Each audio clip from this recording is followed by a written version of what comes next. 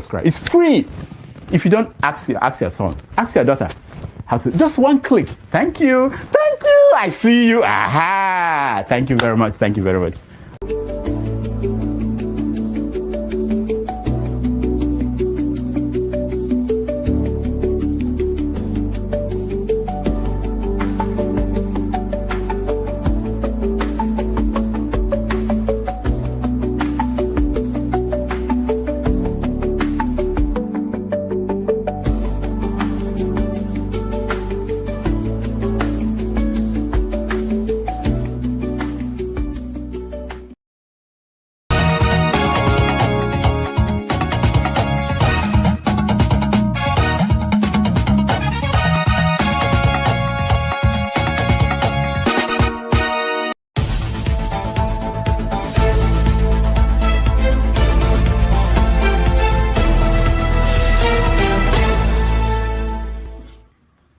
Hello, good morning, and welcome to today's broadcast. My name is Chimezie on this very auspicious day. I hope you can hear me. It is the eve of the new year, and we have a special broadcast. And this broadcast for this year is a bit lighter than what we typically do. Yes, it's still Have Your Say on Irokopost TV. Yes, you heard me right, Irokopost TV. Sometimes we forget that we are hosting on Irokopost TV. And we have a huge lineup for you today on this eve of the new year. I hope you've been having a wonderful Christmas. I hope you've been enjoying yourself. We have lots of conversations to hold with you. So hopefully you will join us. Please copy the link, share, invite your friends, and of course, support this platform as in any way you can, especially financially. It takes a lot to be able to run a broadcast like this. And I hope you will be able to do that so that we can continue to run these shows and bring different conversations to you from time and again. I'm not going to be running the show today by myself. Someone is going to be joining me, and I am currently waiting for that person to join me. But before I do that, I want to ask Mr. James, I can see you in the background. Can you hear me? If you can, just nod your head that you can hear me. All right, thank you very much. So yes, it is the eve of the new year. We've had lots of conversations all through the year, from political conversations, things that have happened in Nigeria, across the globe. Sometimes we focus a lot on political conversations. But our life is not just about politics only. There are other things that that we also from time to time have had conversations about. And some of those things are things we want to review this year ending. A couple of them, or should I say a lot of them, coming from what we used to refer to as the women's segments, which is where we used to have the popular conversation on Have Your Opinion. And so I am waiting for my co-host to join me, but I am sure you would understand some of the things we're talking about. They have to do with life, things that we often tend to relegate to the background and forget. But we want to elevate some of those conversations because they do affect our daily living. They affect the way we interact with one another. And so we are going to be discussing those issues. I do not want to let the cat out of the bag before my co-anchor shows up. I am currently waiting for that person. And some of you might know who the person is. Some don't know. But, before this person shows up, I think maybe I should bring in Mr. James and just have a little banter with him. Mr. James, should I be saying Happy Christmas, or should I be saying Happy Holidays, or should I be saying wishing you a Merry New Year in advance? I'm not sure what to say right now. Dr. Damages had I don't know what to call it. I had a form. I made fun of it with Dr. Damages about a week ago. There is nothing to be happy about. Absolutely nothing. The future of the country is so bleak that we don't even know what tomorrow has for us. So there's nothing to be happy about. Let's call a spade, not an agricultural instrument or a shovel. A spade is a spade. That is how I see it. But isn't isn't the fact that we're alive something to celebrate? I do know that, yes, life is, situations are not exactly where we want them, in the sense that maybe financially, maybe the way our political system is running, and all the likes. But nonetheless, shouldn't we be, at least be grateful that we're alive and that we have an opportunity to go at life again in the new year? No, we should not be grateful. It is better for me, for example, to live up to, let's say, 40 or 50, enjoy the best of comfort in the world and die, than to live in misery for up to 100 years. That is Okay. how I say. So being alive is not a privilege. I mean, we should use our, should I call it, we should use our intelligence to make the world a better place than we made it. But when we are Okay. living it in such a misery for future generations to inherit, there is nothing to be happy about. We are mentally lazy from the look Okay. of things. All So right. No that's how I problem. see it. No problem. Oh, I'm gonna leave that for now and mute you for a few seconds while I bring in my co-anchor.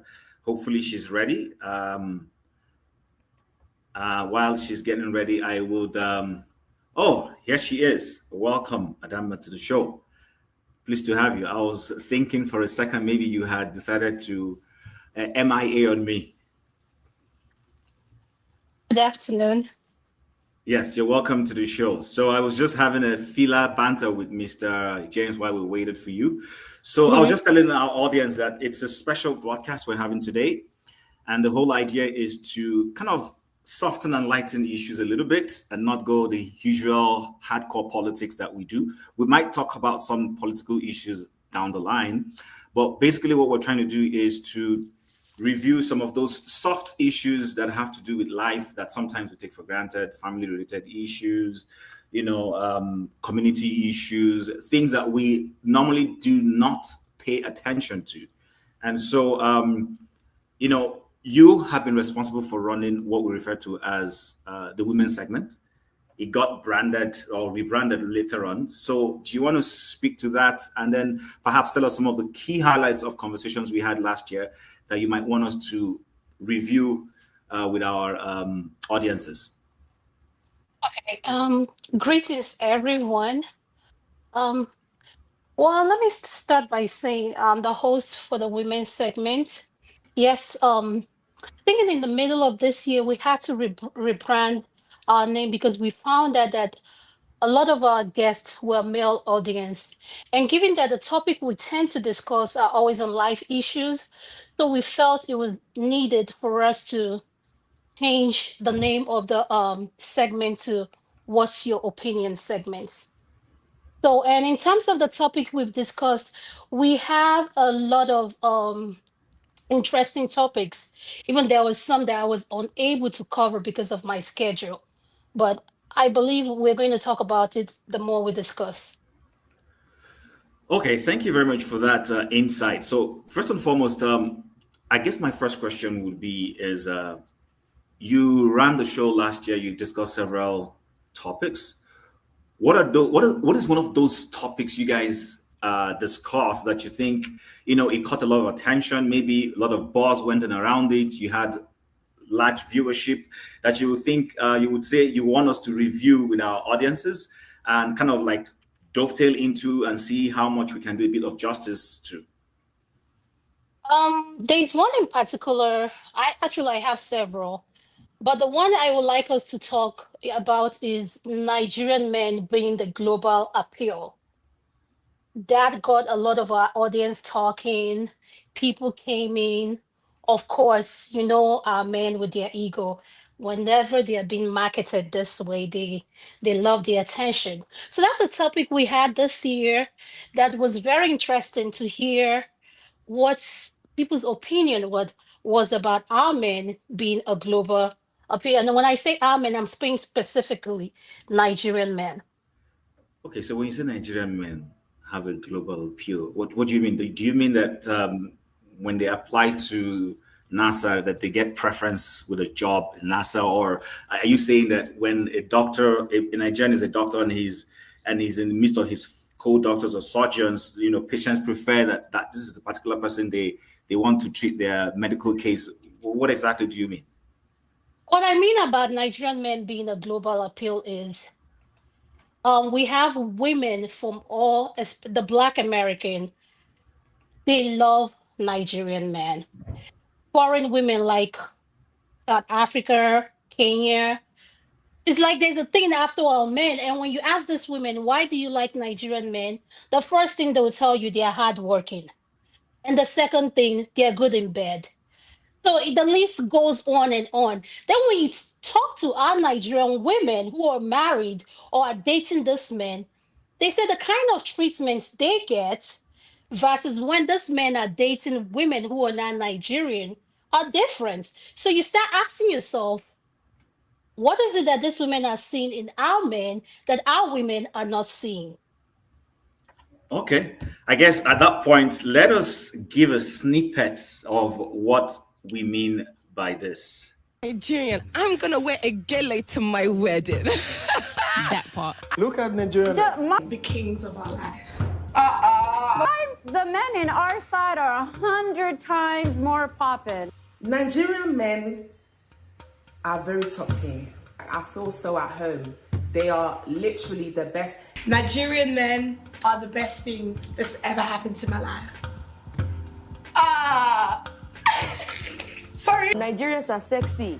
Male, female, babies, unborn babies. Over the decades, Nigerians have spread across the globe in search of greener pastures, and with them, their reputation has equally spread.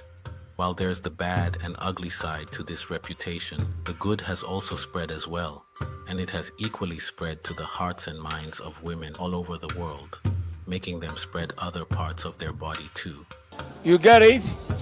If you don't get it, forget about it. There are videos all over the internet that chronicles the impact that Nigerian men have had in the hearts of foreign women, with women all over declaring their love or hatred for these West African champions. Nigerian men are the best. Nigerian men also don't cheat, guys. So get yourself a Nigerian man, okay? Bruh. They'll make you feel like you're the only girl in the world, even if you're not. That part. Yeah. Feel good about yourself, do you know what I'm saying? I think they're loyal and traditional. I think that, like, even if there's a wife at home back in Nigeria, they'll still marry you here. So. Hello again, and welcome to NatTV. If you're a returning viewer, it's nice to see you again. If you're new here, please like, share, and subscribe. Hit the notification bell so you'll be updated when we post a future video, and leave a comment below. It's always a delight hearing from you. In this video, we explore some of the factors and characteristics exhibited by Nigerian men that have won the hearts and minds of women all over the world. We've got a lot of grounds to cover and not enough time, so let's jump right in. In no particular order, our list goes like this. Most Nigerian men know what they want. 99% of most of them know what they want. So when they meet you, a lady, and you are who they want, right? If he wants to make you his wife, that first day he's going to tell you that, baby, I like you. I want to marry you. I want to make you my wife. And from that first day, he's going to open up and he's going to be committed to you. He will not hold back anything. If he has to do anything to make your life better, or anything he has to do, he's going to open-heartedly, with a good mind and a good heart, he's going to do it. And if he meets you a girl and he just wants to chop you, he's going to tell you, baby, I like you. I won't make you see ourselves, make you make me happy, make sure I will make you happy. They are very straightforward and honest about what they want from a woman. If he is married, he wants to make you a side chick too. He will tell you, say, I get wife, or I get serious girl where I won't marry, but I like you. That girl, she abroad, but I like you. Or I have wife and kids. This is my wife, this is my kids. I love my wife and kids, but I like you. I won't make we see ourselves. I will take care of him. And you know what? The moment they tell you that you agree to it, they come wholeheartedly. He will open up. He will be good with you. He will be real with you. He will be kind and caring towards you. I think they may have like other girls, but then again, when you look at it, that's men. And Nigerian men are not afraid to tell you. Why would you think you're the only one? How do Nigerian men differ to UK men? I don't know if it's a confidence thing. Over here, it doesn't even matter. Like, you could be an Uber driver. I don't know, you could be working at McDonald's or something, and the guy would still come up and talk to you, even though he can see that you're carrying a Gucci bag or whatever. It's more of like, oh, okay, he's got some confidence. Like that, oh God, it's like the Nigerian men, the ego is like whoosh, skyrocket. And it's like, I'm not even gonna say like even some of the people that I know out here, they're like really cool, but I can still see with the girls that they like deal with and stuff. It's like you on the ego trip. Cause this y'all moment right now. Believing in themselves. Confidence that I can do this for my lady. Yes. I can do that. Nigerian men are very audacious. The audacity. Like that's some Nigerian man. I think that's what the difference between them and UK men. Nigerian men have a certain audacity that is unmatched. Globally, I don't think we can compare to like a Nigerian man. I think they think if I'm putting money in your pocket and I'm paying the bills, you have nothing. You have no say. You have no say. I see a very fine face. Okay. Do you guys see a fine face? Am I getting a fine face? Wow. Okay. All right, so let me sit down beside you so that your beauty can allow my beauty to shine. There's a sweetness. There is. Oh, yeah. Maybe a bit too sweet. Yeah. Because right now, why am I charmed? Why am I charmed, baby? I know you called me it was an apple, and yet I'm here blushing from my...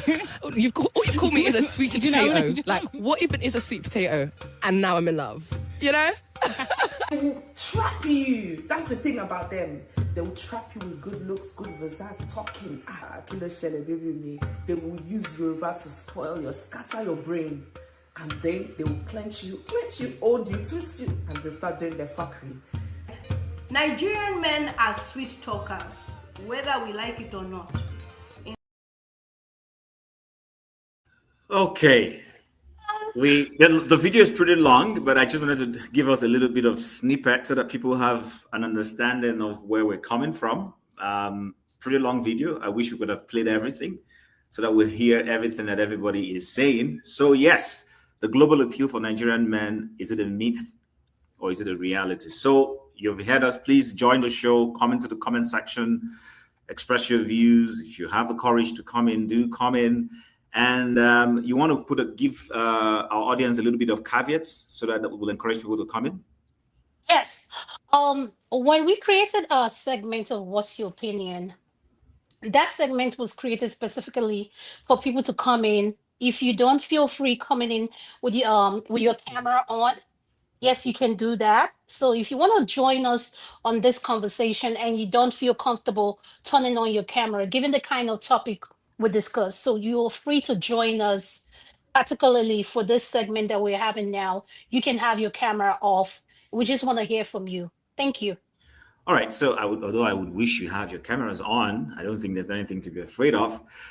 So Nigerian men, is this a myth or is it a reality? I want you to, lead the way, and then we can bring in Mr. James, who currently is our only standby panelist before he comes in and gives us his adult, elderly wisdom on this. Yes, go ahead. Well, okay, let me start by saying this. It depends. I have dated men who are not Nigerian, and they are great. And it depends for a woman what you're looking for. So a Nigerian men global appeal, I tend to answer yes and no. Yes, meaning these women are looking for this man for specific reason. You heard them. A man was sweet, like their mouth is so sweet. When I say sweet, they know how to convince you are the only one that exists. I mean, do I start? They will sweep you off your feet. They will tell you all kinds of things. They will throw money at you. They will take care of you. But they have a tendency of having several women. So when you ask me if they are global appeal, it depends what the man is doing for that. For me specifically, I would say yes, they are global appeal in the sense of these women like them because they get their bills paid, they get taken care of. But for some women who are independent minded and independent thinkers, a man throws money at this woman doesn't mean anything to me. For someone like me, You can throw all the money. That's not, it doesn't interest me. I want to know what kind of qualities. What do you have? What are you bringing to the table? What are you going to add into my life? So, yes, Nigerian men, I think it's a reality. Yes, they are global appeal. Okay, so Mr. James, before I bring you into the conversation, so you watched the video. The whole idea was just to kind of soften, our conversations and not make everything too much about politics. We will eventually get to politics, but these are things that we face every day. We hear, how wonderful Nigerians are, and then when it comes to the gender issue, particularly about men, lots of people say, "Oh, Nigerian men are amazing," and all that and all that. So I don't know if you agree. I don't know to what extent you disagree with that assertion. Is it a myth? Is it a reality? Is it something that we're deluding ourselves with? What's your opinion? It's a myth. I don't think it's a reality. Because let me make an observation. The video you played just now, it was, it's a stage managed video. Because those women, they are Nigerians. From the accent, I know. I know South African accent, for example, Zimbabwe, Lesotho. The southern part of Africa, they have a unique accent. The people who speak Swahili as a mother tongue, Uganda, Kenya, Burundi, and that accent, they have a unique accent. The Ghanaians, they have, in fact, that of the Ghanaians is very unique because it's a station instead of station, quantity instead of quantity, correction instead of correction. So their accent is unique. The Senegalese and the Gambians, they have a unique accent, what we call accent.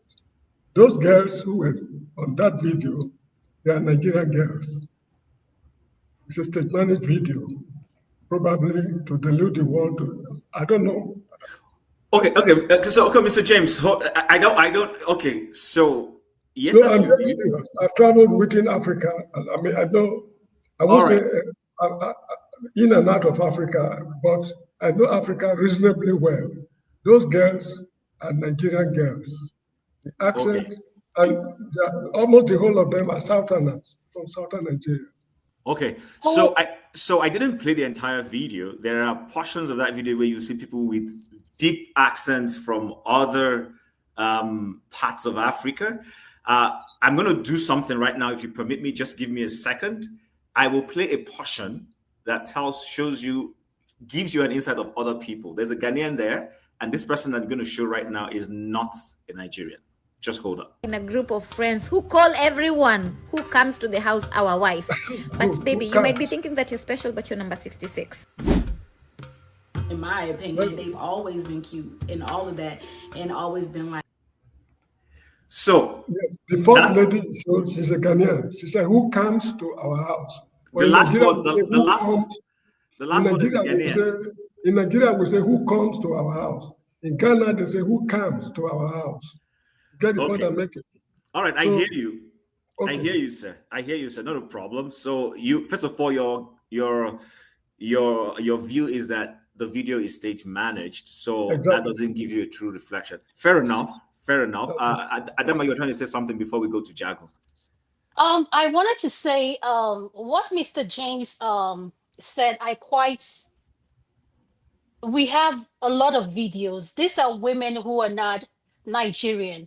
We have African American, we have British, we have all manner. I mean, when we had the show, we played different kind of videos. So I tend to disagree with you that most of those women in that video are Nigerians.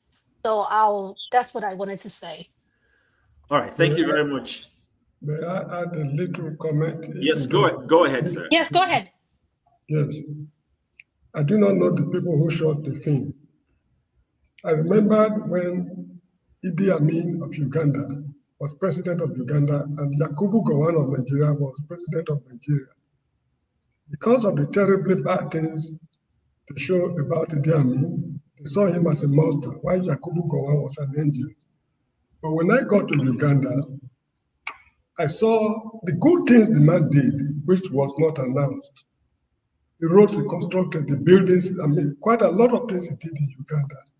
Now, if you happen to shoot a film of Yakubu Gowon showing only the terribly bad things he did, if you watch Yakubu Gowon on a video clip for just 30 minutes, only the bad things he did, we have a terribly negative opinion of him, whereas he did quite a lot of good things. The same thing with Idi Amin. So the issue is that those people who shot this film, they did it purposely to promote the image of Nigeria, not necessarily because Nigerian men are very hospitable. When I was in South Africa, okay, I saw especially some Igbo boys in Johannesburg. They took excellent care of their women.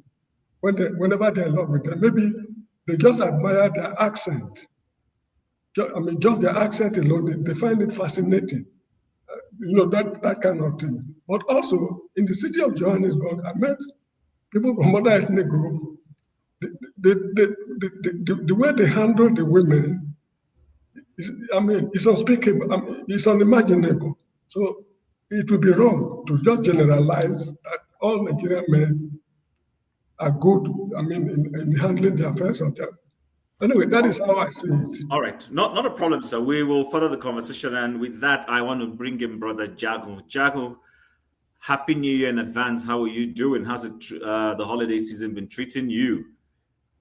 Thank you very much, Chim. Welcome indeed. The holiday season, truly, I don't want to mention things that are obvious, but I have to, if you permit me, which is my deepest condolences of the two deaths of Anthony Joshua's friends, who are both Nigerian, who unfortunately passed away in a terrible car accident. I'm sorry to bring the show down. I can see that you're quite upbeat, but I felt that I needed to mention that. I'm sure you'll speak about it at some point. I just wanted to say that. Thank you. Secondly, the subject at hand is something I've been speaking about for a long time. I came on largely because of what our brother James was saying. I don't think we need to be too circumspect about the prowess of Nigerian men. There is something that Nigerian men have and have had for a very long time. My mother, my own mother, used to say to me that I would have been half caste. That's what she said. Because my father and his cousins, when they were here in London in the late 50s, early 60s, they broke Europe in half. If you see the pictures that I have of them, well-dressed, sporting all kinds of women across Europe, we've been like this for a very long time. I remember the sophistication of my dad when he used to go out, how he looked completely different. Getting himself ready, the scents, the smells, the way he would put clothes together. Me and my brothers, we've taken this from my father. You won't see this in me now, I'm an old boy already. But we've taken a lot from our father in terms of how he treated women and the language that is used by us as Nigerians. You see, there's a lot of things that we have to appreciate and stop being coy about. Nigerian men, whether you like it or not, those women were all correct. They were correct. And it's taken what I would say about a good 60 years for something that has been very evident to me. And I'm not yet 60. But something that's very evident to me that we have had. I've always felt that Nigerian men are slightly oversexed. I used to think, do we have a problem? Is it because we don't have television in our country or there's nothing good on TV? That's why we just are flagrant in our sexual pursuits. But we have it. I don't know what to say. We have it in all ways. In terms of our mannerisms, how we stand, how we... Okay. I remember, if I can say, being in England in the 80s, quite young, and having a good share of female attention. Then there was a time that Nigerians were just coming in hard into the country, and they were just spoiling everything for me. The way they would be splashing money up and down, the way they would chase women, the way... What's going on here? Me that used to take women as a free thing, they would just be paying paying for it anyhow. The fact of the matter is, we do have a way with language. We do have a charm, and we do have something extra that a lot of men in the country that I've grown up in don't reckon. They don't play with. That's not their space. All right, Jago. Thank you so much. I appreciate that. So you pointedly agree that with the conception that it's not a myth that Nigerian men have a global appeal. It's not a myth at all. Okay. So Adam, do you want to say anything before? Because the whole idea of the show today is we just want to review some of the lighter conversations we've had on what we used to refer to as a women's segment that got branded as "Have Your Opinion" or something like that. And what's your opinion? What's your opinion? And so we just wanted to start with some of the conversations that were held in the air. And yeah, Adam, so what other conversations did you have in the course of 2025 that caught attention and there was a buzz amongst audiences? The other conversation we had that caught people's attention was, let me give a shout out to one of, she's my co-moderator. She's not here, but she sends her love. That's Madam Luke. Madam Luke, I love you. I miss you. I know you are the background watching, so I hope you're enjoying your vacation. There was a topic we discussed, and that topic was, it has to do with the marriage institution. And we made it diaspora perspective.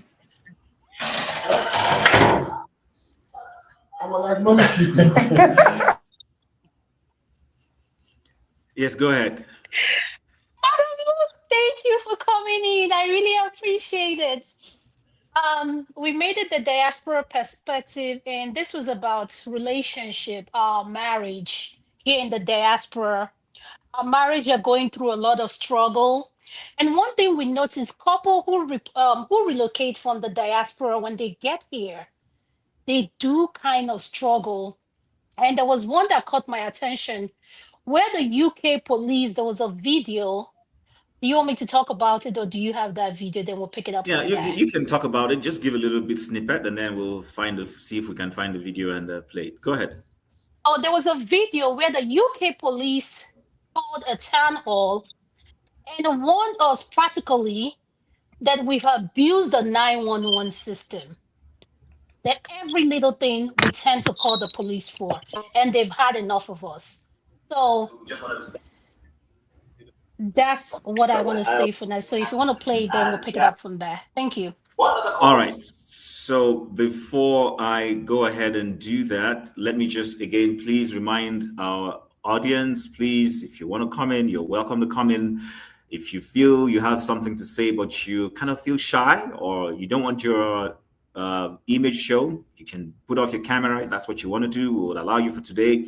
And then please like and share as wide as possible so that we can have other people join us in this conversation. And of course, please support the platform in any way you can. It will be very much appreciated. And with that said, I think I have that video. Yes. Yeah. But Adébíyìtán, ìjọba fún wa lówó, ó fún wa gbogbo ẹ̀. Àgbàgbé gbogbo ẹ̀. Benefit. And iṣẹ́, wọ́n ní ká ṣiṣẹ́ kò dọ́là o. Bó bá gbé ọba fẹ́ kí ọ̀ ṣiṣẹ́ títí tí ilẹ̀ máa fi mọ́. Tọ́lọ́run bá pè mọ́ èèyàn, pé èèyàn máa ń ṣoríire. Ìbùkún Ọlọ́run, ọlọ́mọ ní ńlá. Ẹlẹ́wọ̀n kan ní ìláyé yìí, àwa síbi nítòótọ́ afẹ́ help àwọn tó wà lé. Ìgbàgbọ́ kan mi tó jẹ́ kí àwọn èèyàn mi ṣiṣẹ́ kó pọ̀. Sisters, brothers, they phone you. You go back home and see some of them, they're looking better than me and you. But when they call you, you will think that if you don't send to them, they will die next minute. Think about your home here. This is your home. This is where you live. The society we are living, if we allow it to be corrupted with the attitudes of the children of the youth of today, it becomes problem. It's not just for the police. It's for everybody. All those children that they've been killed, you get to, you say, maybe if your child is not at home, you'll be thinking, oh, where is this child? Where is my daughter? Where is my son? Until that child enter the house before you can have peace of mind. Before you can have peace of mind. We just try to help. The situation, we have to work together. As my colleague said, we have to work together. He said, clap hands together, make it work. But if you just say, no, I don't want to say anything, I don't want to do this. We, the police here, we're here to help you. We are not your enemy, we're your friends. If you have any problem, any issue, if you say any of us can stop out on the road, discuss with us, we will give you an advice. If it's something that we don't have, we'll take it to the higher authority in the office, and they will give us the right appropriate advice.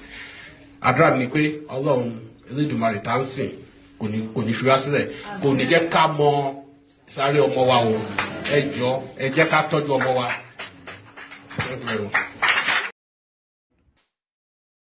Okay, so should I be saying apologies? I don't know, but that was a Nigerian language. Yes, he spoke more in Yoruba, but he is a member of, I think, the Metropolitan Police in the UK. And I think the whole idea was to advise the Nigerian women, therefore, that they should reduce or at least stop having to call 911 on their husbands and stuff like that. That kind of puts a strain on their relationships and their homes. So that's the video you were referring to, I guess, Adama. So, I mean, yes, but what was it about this topic? Yes, go ahead. What was the topic? What made that topic interesting is the question I asked that day we had the show. Why are we struggling? Why is our marriage relationship struggling here in the diaspora? What is it that we're doing wrong? Take, for example, for those of us that were born here in the diaspora or who grew up here, who knows the culture and everything, you know the system, how everything works.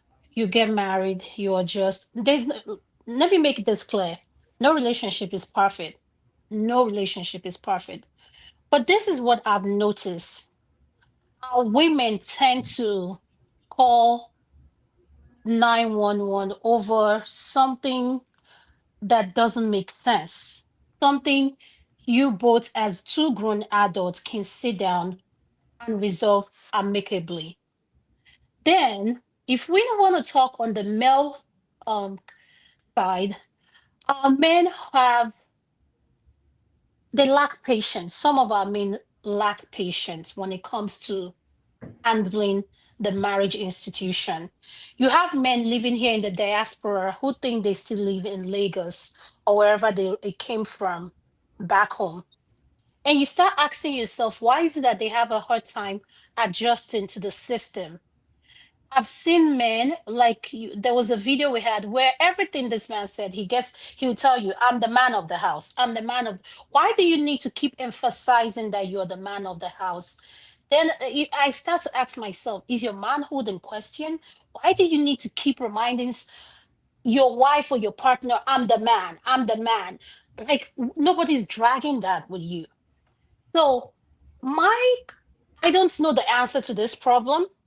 I know there are different stories why people act and respond the way they do. But this is what I want to say. Part of the problem I think we have here in the diaspora is finance. 2, the lack of intimacy. 3, planning. It's like once a woman goes to school, becomes independent, her money is her money. The man's money is the house money. What I don't understand here in the diaspora, you have to work as a couple to get things done. There's nothing like different pockets. If you put your resources together, you can achieve a lot. But I kind of go back blaming our men when I want to say this. Our men have made some of our women so comfortable with this notion, quote unquote, I will take care of you. I'm the man of the house. I'm this. But for me, I have 4 brothers. And one thing I don't want to see any of my brother doing, thank God, for those of them that are married, is carry all the financial burden by themselves because they are trying to validate the man. and why these women work and do whatever they want with their finances. So at the end of the day, you start asking yourself, why do our women have, for those that have gone to school, women are earning a whole lot than men in the diaspora. It depends on where what's your educational background. My background is medical. So as a physician, what you earn compared to someone who is in IT, the gap is different. But I believe if you both come together as a union and you believe in this thing called the marriage institution, you can make it work. But we have violence where the man becomes so impatient if they resort to violence. So at the end of the day, why we're having this conversation is, how can we get this resolved? For the UK government to say they've had enough, that's to tell us, in other words, we're becoming a nuisance. And one thing I hate is someone calling me out of something I'm doing at the privacy of my home. What they don't realize is no longer a privacy when you get the law involved. The law gets to determine how that case gets resolved. So I'm not saying do not call the 911. No, please feel free to call 911 if you feel your situation, it needs 911 to resolve it. But this is my advice. The earlier we learn to come together as two matured adults and figure out what our differences are and talk about it, the better for us. Thank you. All right, thank you very much for that exposition. Just before we go further, I want to apologize for playing a portion of that video that didn't necessarily speak to what we're talking about, but that's okay. Sometimes we have production errors. When putting that together, it's the same video, it's the same personnel speaking, but there was a portion where he spoke to the conversation we're having. And I think the portion we played was not exactly accurate, but that's fine. It cut off. That's fine. I know that's fine. So about. Thank you very much for the person who called us out on that. It's one of those production errors we make, and we take responsibility for that. So thank you for what you said. So now I'm going to bring in, starting with Mr. James. Mr. James, the whole conversation is about why marriages are, should I say crashing or having challenges in the diaspora? Hold on, Chim, sorry. Could you highlight what we're discussing if you don't mind? Thank you. Okay, so yes, I will do that. So the conversation for now is the concept of struggling love in Nigerian communities, the diaspora perspective. And like the last speaker just said, that's been a dilemma that a lot of things cause this. First and foremost, maybe the men overindulge the women because we, quote unquote, the culture, you need to prove that I'm the man, so you bear more than you're able to bear. And then the other thing is that when ladies start earning money, they want to make their money their own money. And then the man's money is our own money. And then those sort of things, when you come to the Western world where you need synergy to be able to run a home, there's a clash. Because back home, I'm going to say something a little bit controversial before I hand the mic over to you, sir, and then the rest of the speakers. So back home, there are a lot of things that make men have enough money to spend. First and foremost, people, those who run private businesses, sometimes they evade taxes. So they have lots of cash that they can throw about and do things. And then, there are many, many other things I would mention. But when you come to a structured society like where I live, where everything is accounted for, you suddenly start realizing that you cannot bear the burden that you used to bear single-handedly when you were back home. And then it becomes a critical sore point for conflict between you and your spouse. So feeding off what you see as a topic, I'm going to highlight it again. What is your view about this issue, Mr. James? The mic is yours, sir. I'm sorry, I will not be able to address this matter because I've never lived in the Western world. When I was in the state of Israel, we were detached from the society, the Israeli society, because they saw us as what they call in their language Kushi. Kushi in Hebrew means a slave. They're supposed to call us Shachor Bar Ben Adam, that is a black person, but they don't use that phrase. They call us Kushi. So we're not having the opportunity to go near them, let alone going out with their women. And in South Africa, their main problem there is not they call that's 10,111 in South Africa. What you call 911 over there. It's 10,111 in South Africa. The troubles are they call 10,111 mainly for crime-related issues, murder cases, and those kind of things. And frankly speaking, I cannot answer this question. Right. Let me concede my time. Not a problem. Not a problem. So, Jack, please consume the rest of my time. So, because of time, Jago, I'm going to give everybody a minute. Within 1 minute, what's your view on this subject matter, so that I can go to the other person? You're muted, sir. Unmute. Now you mute me, I never muted myself. Yeah, we try to do noises don't come from. Because there's no noise here, my brother. Okay, go ahead. Go ahead. No problem. Just go ahead. You see, the black relationship worldwide, there are patterns. And in these patterns, we don't normally look at them at all. We ignore them because of our own differences within the cultures that we have. So in the Americas, Caribbean, and the United States and such, they've gone through a long time where marriage was an institution. And today, there are less people married than in previous years.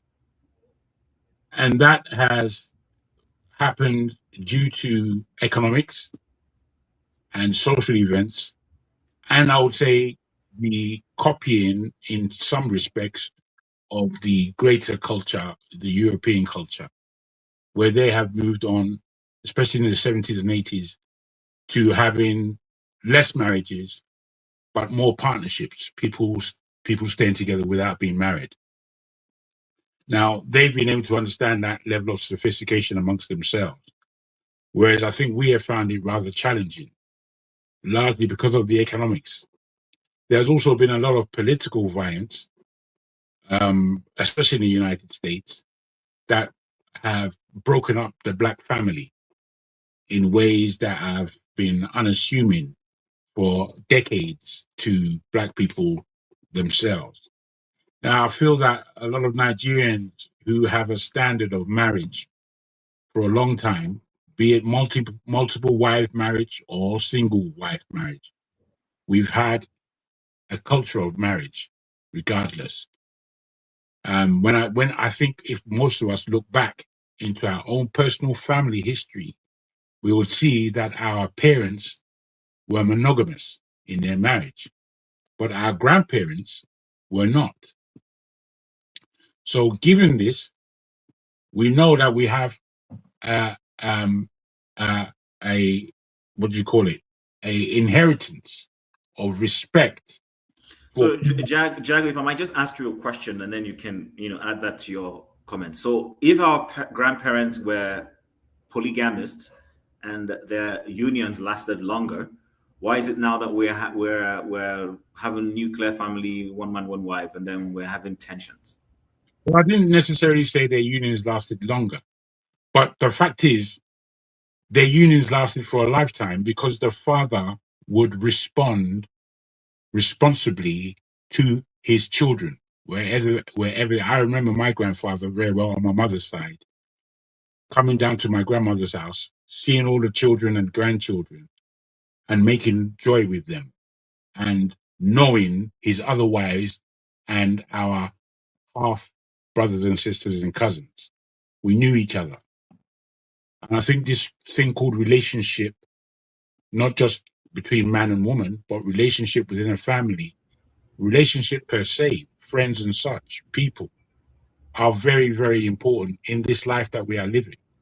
I think the principal reason why we are here in this earth is for relationship reasons. How do we get along with our fellow human being? Okay. These, please. Could you round up if you my don't mind? goodness, can you just let me speak? Can you just let me speak, please? What, Jago, listen. All right, I won't speak. Okay, I won't Thank speak. you. The Thank you. next person. I don't know if you're bored of what I'm saying, but the next bit, that's very rude. But that's you anyway. I respect Well, that. thank you very much, Jago. We have other panelists that need to I speak. You can said see that you we have have. other panelists. You don't need to give me a lecture. I don't need a lecture. So Do just you stop mind that. playing the video show talked about, and then we can have Madam Luke Yeah, speak, see how please? rude Thank that you. was. Ridiculous. Jago, please mute yourself, Okay, or I'll let's mute you. let's You have can do what you decorum. want. Let's I have don't give a damn. decorum. Please, let's just have a bit of decorum. All right. So the next person can go ahead speaking while I find that video. I didn't think it was necessary to bring it in any further, but I would look for it. Go ahead. So the next person, please, can go ahead. I'll call on Madam Luke to speak, and I just want to give her a warm welcome. Madam Luke, welcome. Go ahead and speak. And I just want to remind all our panelists, please, we're trying to stay on a time. If I come in, maybe you don't realize I am a moderator, so I am part of the show. So I'm not trying to make it seem, so try as much as you can to keep to your time so we can have everyone share their opinion. Madam Luke has dropped out. She's not here. Wale, I'll call on you to speak next. Thank you. Welcome to the show. Hello, good compliment everyone. Chim, it's good to see you. Normally I'll just listen at the background. Quickly, just for me to quickly go through to the topic you raised when it comes to Nigerian women, let me put it that way. Let's say Black women or Nigerian women finding themselves abroad and the relationship seems to be not working. There are a few factors I put down, and I'm not saying all the fault is, attributed to women only. Sometimes women do actually contribute to it. When we look at relationship for men and women, it's kind of really complicated because if you look at it, men are raised from different family, the women are raised from different family, and for two people to come together, not because of love, they have to come into agreement that, look, this is how we're going to live our life. And we need to remember that when two people come together, there are over 100 or even not thousands that baggages that come with each one of them. It could be from the man's family, it could be from the woman's family, it could be the mother-in-law is the big influence on that relationship, it could be the sister, it could be friends. And how do we navigate through all those factors? It's a lot. As you're solving one, another one is coming. And not to even talk of that, what about your own kids? They could put pressure on you, on both man and the woman. So maybe the man is a gentle one and the woman seems to be the disciplined one, or vice versa. The kids can manipulate and try to see who they could get away with some sort of, atrocities with. And that put a lot of pressure when it comes to abroad, because you don't want your kids to go to the school or to join their friends because they want to do certain things and they report you. Then the social service might not even listen to your own view from your value or your background, where you're coming from. So it takes a lot of wisdom to navigate relationship in abroad, compared to back home, where you can go to your father-in-law or someone very respectful. Here, you're on your own. Even your next door neighbor has nothing to do with you. So Wale, are you saying it's the absence of a support system that is the issue? Exactly. It could be. That is just, there are so many factors. It depends on an individual relationship. Some people, it could be religion that's even causing a lot of trouble in their relationship, because we tend to see some people more religious than the Pope, and instead of them, or I'll give you an example, please, not offense to anyone. I think I've had different situations where women tend to do the, what do they call it? The one that they do in the middle of the night and they go on a prayer marathon and the man is being left on his own. They don't really have the time for the man. And what do you expect when the man is night vigil? Level? Sorry? Night vigil? Some sort, yeah. And they go on this kind of thing and the man is left on his own on a congee level. What do you expect him to be? So sometimes we orchestrate our own downfall in relationship. It could be the woman, it could be the man. And bills is another thing. When you look at a man in Nigeria, probably he has finished building his own house, he's not paying mortgage, he has business, he can let his woman to be free. And how many bills do they pay in Nigeria apart from your electricity? Here you pay to breathe in air, you pay for your car, you pay for this, you pay for that. And the man cannot do that alone. Like Adama said earlier on, that, you know, a woman and a man supposed to be in partnership, not the kind of man ego. And if woman doesn't understand that you need to support the man when it comes to bill, it could be another factor that will lead to, you know, that home getting, you know, destroyed little by little. So there are so many things, even the mentality, the mindset, and not to even talk of anything else. What about the love? Because some love, they're not really genuine. It's because, oh, I'm Odongo Salensa. I can afford to buy the GLC for the car, I mean, for the girl, and she see me as cash machine. What about when things are not going as you should be? That is where you will know that, is this true love or is it something else? All right. And again, influence. Sorry, I think I've got a lot of things going on there. So Yeah, there are just a lot of things. just because of time and the fact that we have other people, just want to be able to, and we have other things we want to cover. But I guess I'm sure people get the meat of what you're trying to say. So before I bring it to Hassan and then to Revolution, let me play that other video that was supposed to be played, and then so that we get a bit more context.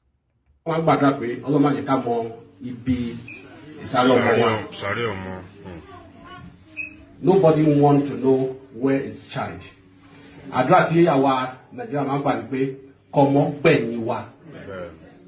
But today, what are we saying? Is the opposite. It's the opposite. I think we need to change our orientation. Those of you that feel like, oh, your husband is not important, go back to the root.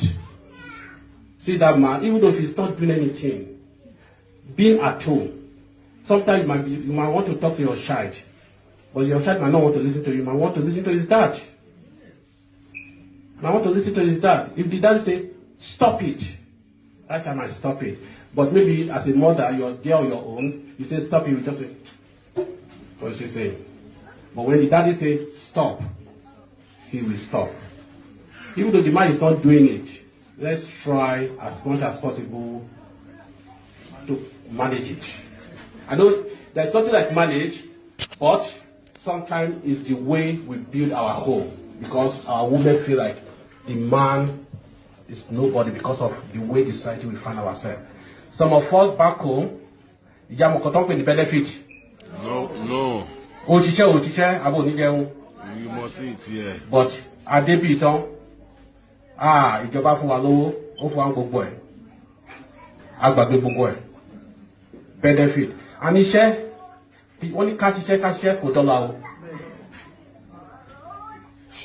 Bó bá gbé ọba fẹ́ kí ọ̀ ṣiṣẹ́ títí tí ilẹ̀ máa fi mọ́.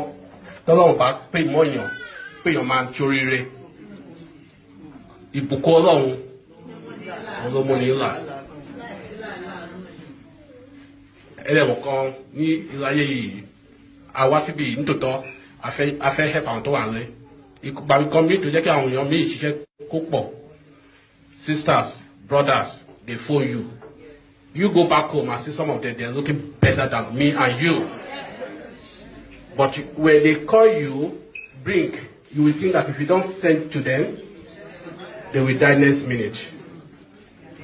Think about your home here. This is your home. This is where you live. The society we are living, if we allow it to be corrupted with the attitudes of the children of the youth of today, it becomes problem. It's not just for the police. It's for everybody.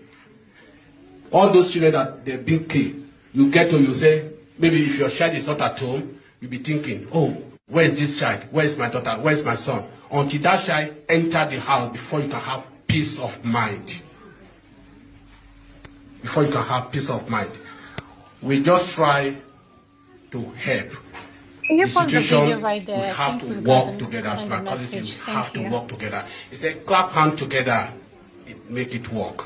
But if you just say, no, I don't want to say anything, I don't want to do this. We, the police here, we're here to help you. We are not your enemy, we're your friends.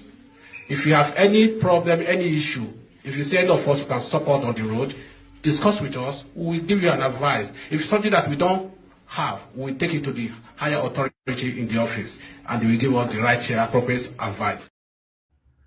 Okay, so I guess we got an idea of what the officer was saying. I don't think I needed to play it, but because there was also a demand for it, I have played it. So Hassan, before I come to Revolutionary, welcome to the show. You have an idea of what we're having discussing, so the floor is yours. Hello, everyone. Happy New Year in advance. Anyway, I know some people are already in the new year. I hope this one is a lot better than the last one in every aspect. So, I think fundamentally, all of us are misunderstanding the basis of the problem. The way I look at it is, well, if you notice, just study history, you would notice that the kind of life we are living now is the abnormal kind of life.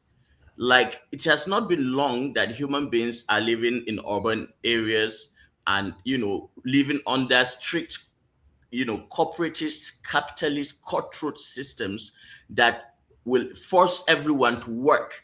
The moment you are 18, you have to go, and then, you are overtaxed to the point that, and there is biology too here. Like, okay, for example, now, we are essentially hunter-gatherers. We have a hunter-gatherer brain, living in this concrete, places. And then we have been forced to live an abnormal kind of life. But we don't see it as that because we have been raised, in that generation. But the majority of the history of the human being has been in a structured society where the man is the leader, and biologically, even psychologically and biologically, the woman is at her essence when she is being led by a man. But the man has to, of course, in the instance of countries in the Western Hemisphere where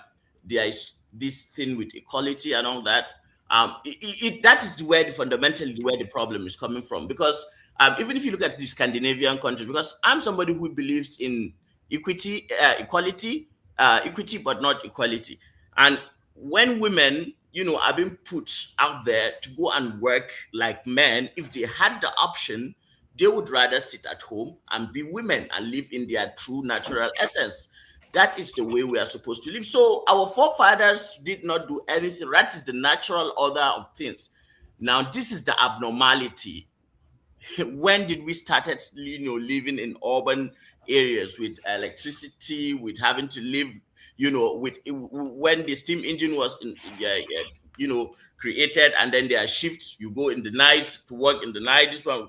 So a lot of people have been taken off their natural rhythms. So and there are a lot of things going on in the human brain. So I can see where a lot of places where the conflicts can come from.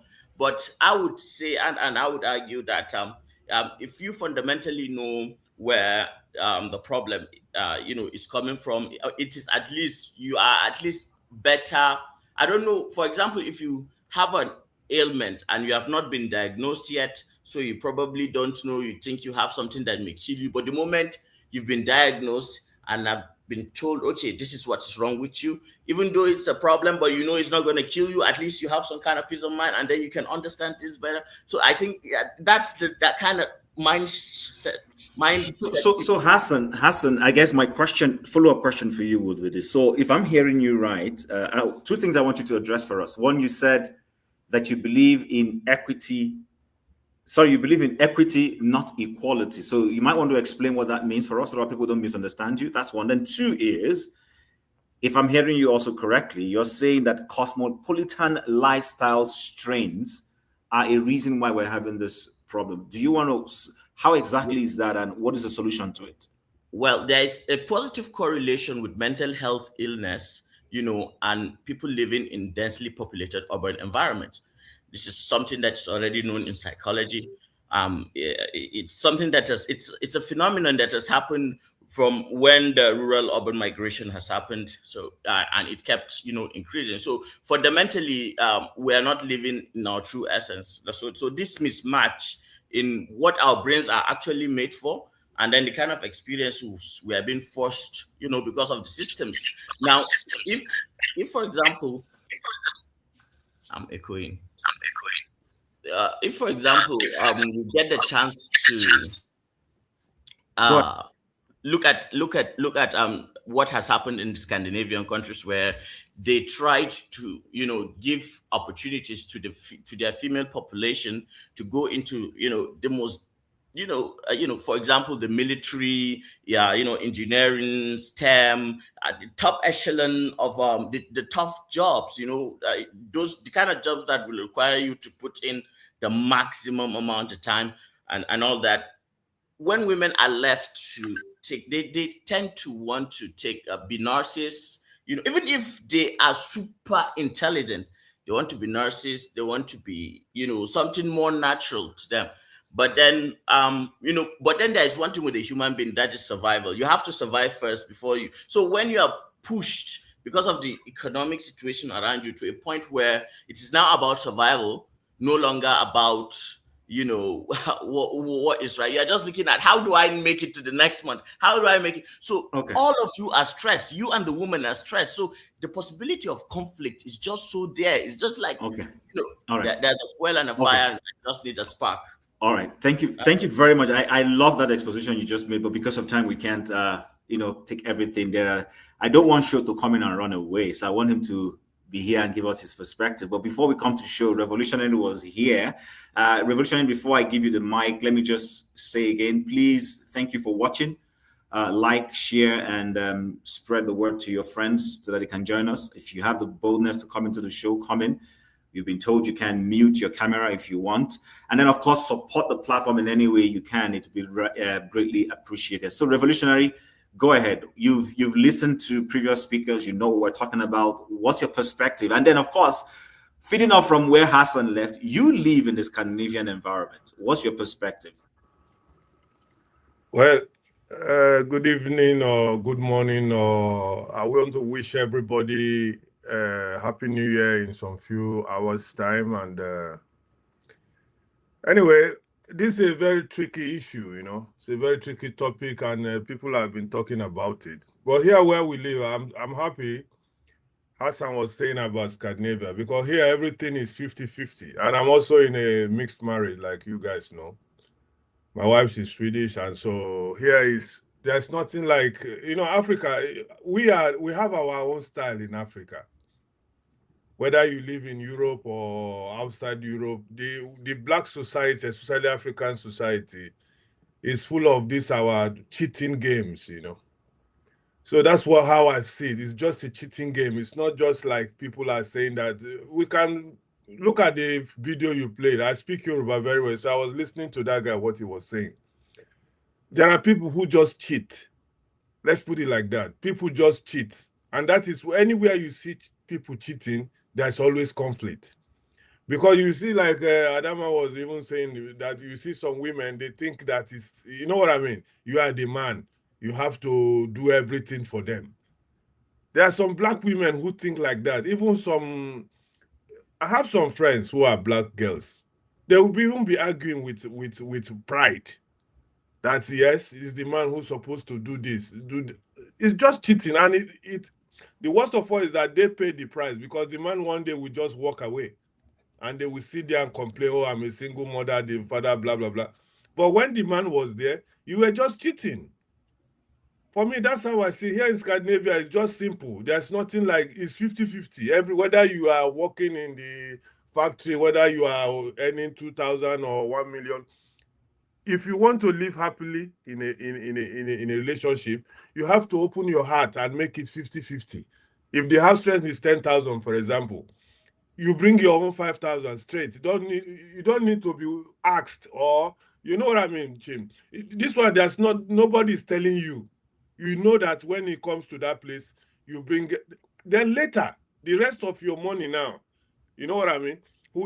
Example, if you are the boss, like Adama was saying, the differences of salary, for example, If you earn more or whatever, then you can now flex. You know what I mean? Okay, babe, this month, let me buy you this to show love. And don't forget about this. Most of the relationship between blacks and blacks, there's no love sometimes there. There's no, let us call spade a spade. They don't even know what How is do you know? called love. How do you know love? What does love look like? That is what I'm telling you. When there's love, there won't be cheating now. There won't be this unnecessary conflict. Does love also encourage 50-50? Brother, what then, Jim? You don't know what I'm just asking. I don't know. I'm asking. You tell me. No, love is 50-50. There's nothing, if there's no 50-50 in a relationship, it's one-sided. And anything that is one-sided, it will trip over. You understand me? Anything that you move, a car, if you have normally a normal cars have 4 tires. If one is deflected, you know what I mean. You'll be driving until you have to be forced to stop. That is the relation. That is why it is like that.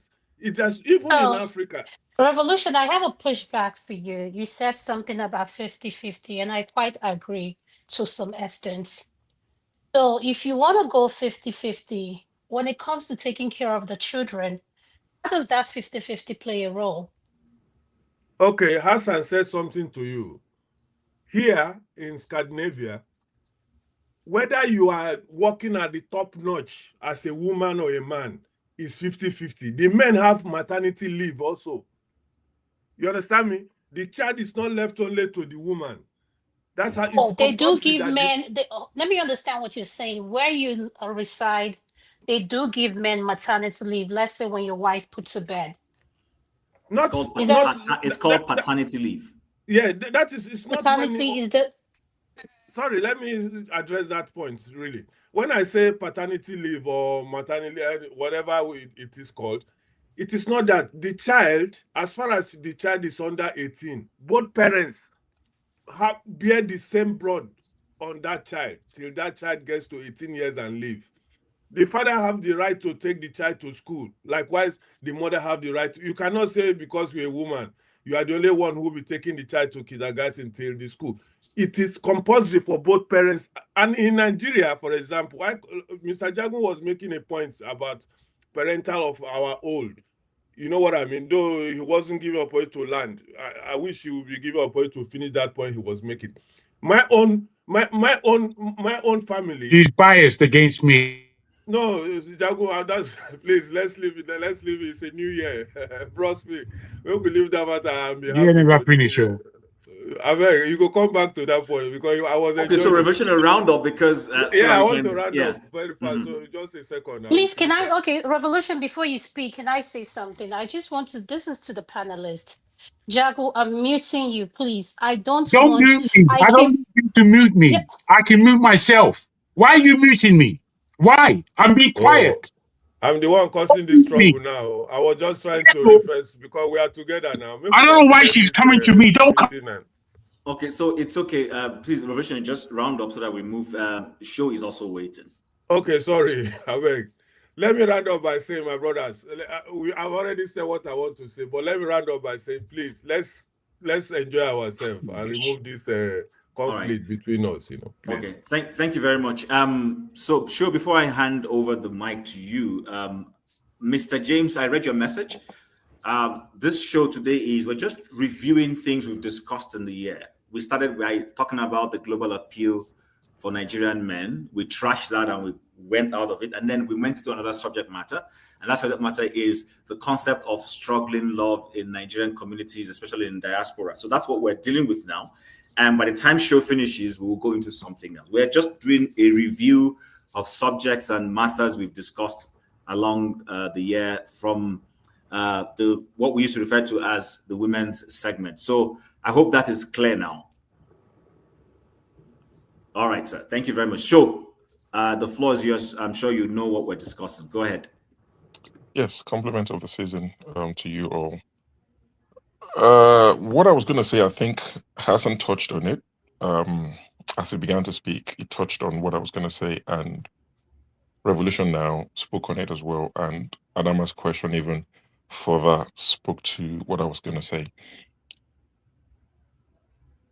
It's not the only thing that causes friction or puts a strain on relationships of the Japa, those of us that have Japa. But I think it's one of the key things that put a strain on the relationships. What is that? What is that you're mentioning? What is this particular thing? Yeah, that is where I'm going.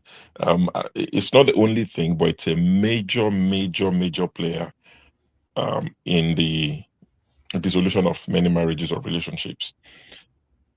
As a guy in Nigeria, you don't have to, be a director. You just have to have a decent job, and you most likely have a driver because labor is cheap in Nigeria. So you have a driver, you have maid. Your wife has somebody who gets the kids ready in the morning. So your wife literally just gets up.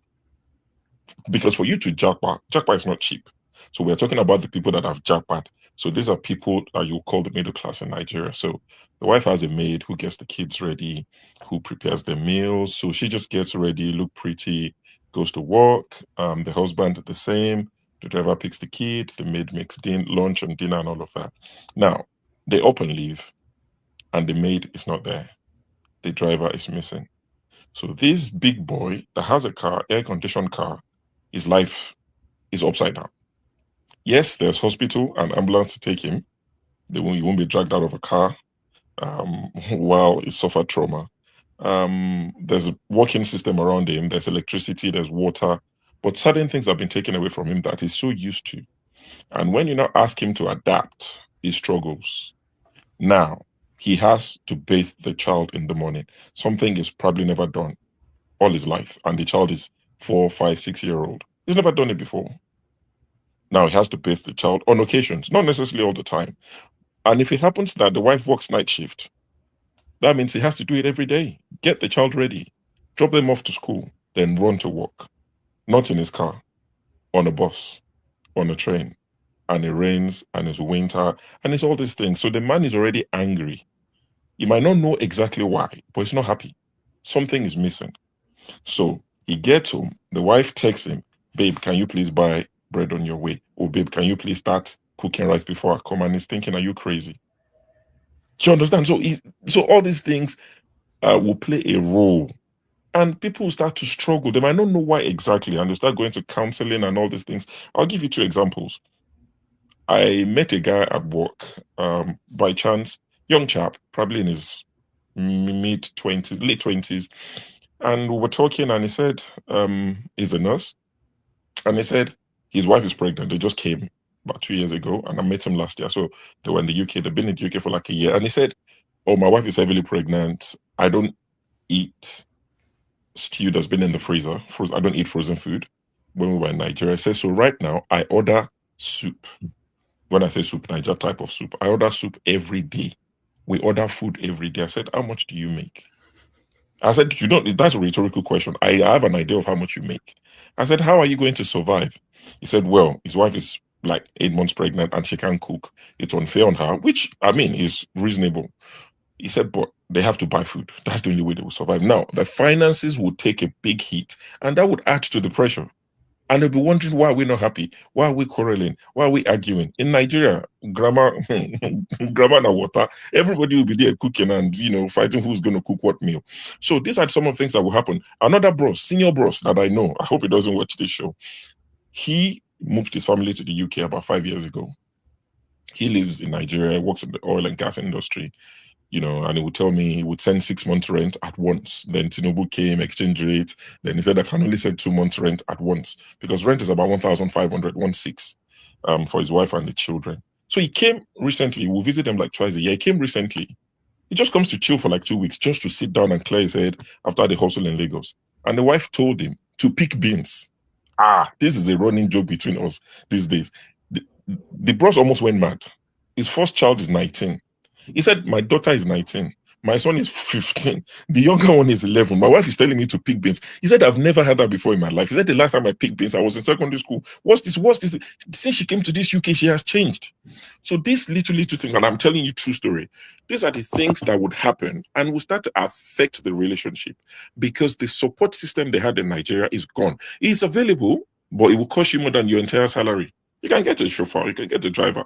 But these are the things that they enjoyed in Nigeria that they won't all of a sudden realize. I'm going to the 50-50.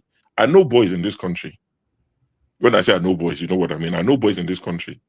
They pay all the bills. They don't go and do 9 to 5 like we do. They Hold pay on, all sure. the Let bills. me understand what you're saying. When you say they pay all the bills from A to Z, They pay the mortgage. the Their whole children go to bill. private school. They don't even go to state school. They pay the children's private school. They I pay need for a the car number when you're notes, like done. you call it. They pay everything because they make 4, 5, 6, 7, 8, 10 times what people like us make. They make that. They pay every bill, pay and that their in the wives. country. They pay that in the country. They make that in the country you live, or they're making it somewhere else. They make it in the UK. That's why I say boys now. All right. I know if you take every, full talk. I So these boys make money and they live like my father lived in Nigeria. So their wives do everything because they are full housewives, young girls, young ladies in their 30s. They do everything because they don't have a day job. They don't have to work because the boys do 100% of the bills. And the ladies, they do school run, so they have this this clique of big girls in their Gucci Fendi to drop off their kids in school in the latest Range Rover and all of these things at the school gate. So they're happy to do it because they don't have to wake up to go anywhere. They just have to look pretty for the guy because the boys can pay the bill. So if you want to live that life in the UK and the US as a man, it's possible. Pay all the bills, negotiate with your wives. Some women still won't do it. One of my friend's wife said, even if they won the lottery, she'll still go to work. She doesn't want to stay at home. But a lot of women will be like, okay, if we have an agreement of how much you drop every month, say in the UK, for instance, drop £7,000 every month.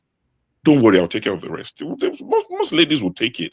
But if you want to do 50-50 on bills, you have to do 50-50 on looking after the kids and cooking and cleaning and mopping. Who's going to come and mop?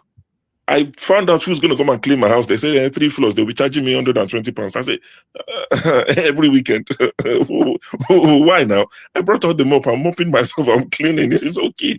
You understand? So these are some of the things that will put a strain on it. It's the culture shock for the men a lot of times. And when the women start talking to their colleagues who've been here for longer, especially the nurses, I'm sorry, I didn't mean to, put everybody, because a lot of people come as nurses. When they start talking to their colleagues who've been here, no, don't do that. It's 50-50. Your husband has to clean. So they learn these things and they go home and they start, building the confidence and that they get liver.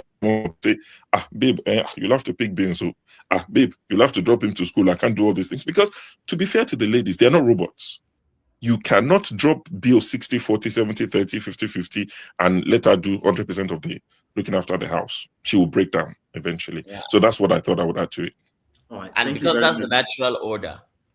Yeah, yes. Thank you. I see the correlation between what Hassan and Sho were saying earlier. Yes. Did you play the other video related to what he just said, the one with the lady in the scrub? I don't have that one. I don't have that one close by. If I'm going to play, it's going to have to play off. I wasn't ready for that, so let's not. Okay, if I find it eventually, I can. But right now, I don't have it. So, just to summarize what Sho has just told us, there's an adaptability issue. There is an issue of cheap labor. So, someone's been living in a society where he could afford to pay for certain things. You could, get the concept of having a driver, as we call it, you're being chauffeur driven, and you pay next to nothing. You're not giving this person healthcare benefits. You're not giving them a pension, but you just give them a monthly stipend. And then you sit in the back of a car and get driven. And you come to the UK and you can't afford that, or you come to the US and you can't afford that. And then, of course, lastly, ego. The ego being deflected.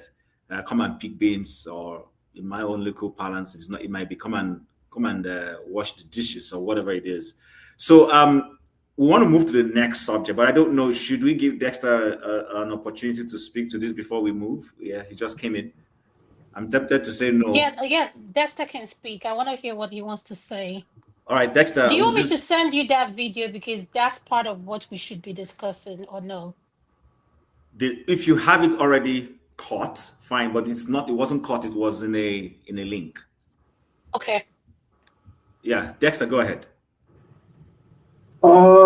Thank you, Chin. Are we speaking on? Is it on what Sho just spoke about, really, or on the general topic he's talking about? So Dexter, this is a end of year review. We're just looking at some of the soft issues we discussed in the course of the year. We've talked about the global appeal of Nigerian men. You don't have to go into that. And then we've moved over to challenges that Nigerian marriages have in the diaspora. And it's titled Just give me a second. This is what we're discussing right now. If you look at and then what is causing this love to struggle in diaspora? And exactly. Okay. Yeah, I think I kind of get that. And Dexter, just to give you an idea, just to give you an idea why we're discussing this, the UK police had a town hall where they told us specifically, Nigerians, that we are making too many unnecessary 911 calls to them. So go ahead. Thank you. Thank you, Chief. Thank you, Adam, and everybody listening. I kind of understand. It's a reality, and I don't think it will go away anytime soon.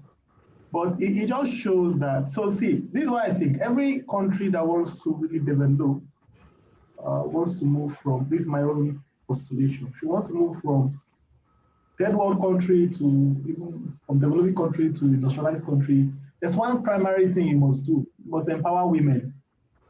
Now, empowering women comes with, you can't empower somebody and expect the person to accept some old norms. That's going to change. So the truth is that where we come from, where especially Nigerians come from, we come from a place whereby women are actually not really, women are put in the back burner. You can see that in our leadership structure. You understand? Women are considered to be, you know, it's not really like they are meritorious, that when they get to positions, they're not really taking like it was for merit, you understand? So you have that even in the family structure and all that. And so it kind of affects people that come over to the Western world, which is normal. However, Chief, what I can say, I've seen a lot of people that have come over from Nigeria, but because of their upbringing, I'm talking about guys, because of their upbringing, they have adapted better into the UK system, realizing that they should be part of their children's lives. You understand? You have people like that they should be part of their children's lives, and they should be part of building the home. In fact, I've seen women that have found it difficult to adapt. I've seen some women that are saying, "Oh, no, I don't want to pay any bills, and I don't want to contribute any money, and I still want this man to be doing the things. I want him to be doing school runs. I want him to be supporting as much as possible, but I don't want any penny of my money. So my money is my money, and his money is our money." And you have women that have not transitioned, you know, and I think that is also part of the problem, because I think there was a recent story of a Nigerian lady that came out on social media. "My husband wants to take me away from his COS. My husband has taken me away from his COS." When they dug deep into the case, what did they find out? This man has been in Spain, you know, trying to migrate, finally got to the UK through, I think, care visa, brought his wife over, and she was the one, I think he came through education, so he had limited hours or something, and she had more hours to work. She had the visa that allowed her to work without restriction. The man was paying most of the bills. But this lady, by the time she started working, she didn't want to pull her weight. She wanted to start using her money, which is normal, to start using her money maybe to start doing charity for her people. You know, there is a time to liberate her family in Nigeria. So she didn't really want to contribute. It became so bad that she was looking for a way to rope this man into a violent case, like domestic abuse, try to report him, you know. And it was found that she was just colluding to try and put this man in a bad light. She reported the man for rape, that her husband raped her or something like that. And the moment you have that kind of situation in the UK, the man was working in the in the health sector. They sacked him from work immediately. So when they sacked the man just quickly resigned and went back to Nigeria. And when he went back to Nigeria, he called the HMRC and said, "Look, I'm out of Nigeria. I don't have a work. Please, my COS can be cancelled. Whoever is on my COS, please remove the person." So his wife now came, the woman now came on Facebook and social media, TikTok, shouting, "Oh, he has removed me," you know, and, you know, playing the victim card, which normally works very well in UK. Once you shout, first person to report gets the attention. But by the time they dug deeper, they found out that she was the instigator. And people around say, please, we don't want to have anything to do with this lady. So I think it's both ways. It's not only, the only thing that is once we hear more. Yes, we have situations whereby men struggle because they are finding it difficult to transition, to realize that, okay, look, many people that come to UK, unlike in Nigeria, where a man can be working and take care of his family comfortably, he doesn't need a dime from what his wife gets to take care of the whole family. By the time they come to UK, there's a reality check. Even if you are earning so much, by the time they take your tax, by the time you pay bills, money has gone. So you need your wife to chip in. And it's difficult for many women to even transition to start chipping in. And then the woman say, okay, I'm chipping in, so you have to contribute on the home front. And many men are not trained like that, so they have to relearn. But you also have the situation whereby you have women who are so entitled, they come with the Nigerian mentality of, I should not drop a penny. You have women like that they don't see why they should pay. So their husband is paying the rent, their husband is paying all the bills, he's paying for it. They don't care if the husband at the end of the day, maybe what he has at the end of the day is £10. So women don't care. And what they want to do, I've seen people like that, what they want to do is they want to start thinking of how they would bring their whole family, will do child support to bring their whole family. In fact, there was a case whereby a woman made her husband to take a loan. And what was she using the loan for? To bring her brothers to the UK. And after she brought her brothers to the UK, she reported the man for domestic violence. Okay, yeah. I think let's stop at that. There was a video that I was being advised to play. I think it speaks to what Show was saying. So if you guys just indulge me, let me do that. Ogafemi, Chidi, all of you deserve to be left behind because I don't see the sense where you will leave all the women in America. You people don't want them because they don't tear eye. The only reason you went to Africa to go and bring wife is to go and bring the one who never tear eye. She come here, she don't tear eye. The same results. You people need to start working on yourself before you people marry. Times are changing. The result you will get from not marrying the girl when I went to America. What is the result you will get when you go marry the one from Nigeria? Because you will come and meet us here and we go tear her eye and she will leave you. That one you bring from Nigeria, she will go and be nurse and she will come and meet us in the nursing station and we go tear her eye and she will leave you. You don't want the woman who don't tear. You now go to Nigeria to go and bring the one who never tear. When she come here, you go teach her bad behavior. Go leave you. If it's a man, you don't want any man, probably because there's and you go to Nigeria to bring another man. When he will come, he will learn the bad behaviors of the people here and show you pepper. So please, you people should stop bringing anybody. Let all of us meet let's meet ourselves for front. Nonsense. Let me don't hear that thing from you again. All right, so I played that because I guess when Show was talking about nurses, that's a nurse. So I wanted us to, revolution. We need to move forward. Is it something? Revolution! Before you say anything, for those that are listening to us, please click on the thumbs up button. And the associations of nurses, if you're one of our listeners or viewers, please comment and share with us what your view are, particularly on nurses, because Show touched on something. They are taking and in that's stray bullets. Yes, that is why I wanted him to play that video, because nurses are not getting good raps. Let's just be honest about it. Diaspora nurses, you guys are not getting a good rap. So if you're watching and you want to come in and join the show, yes, you can join the show without your camera on. This segment was created specifically because of that. So go ahead, Revolution. Thank you. You see, you know me, the angle where they like to enter Nigerian problems, many people know they like them. Because they know go like, most Nigerians know they like make them touch them at all. You see this lady where they talk so.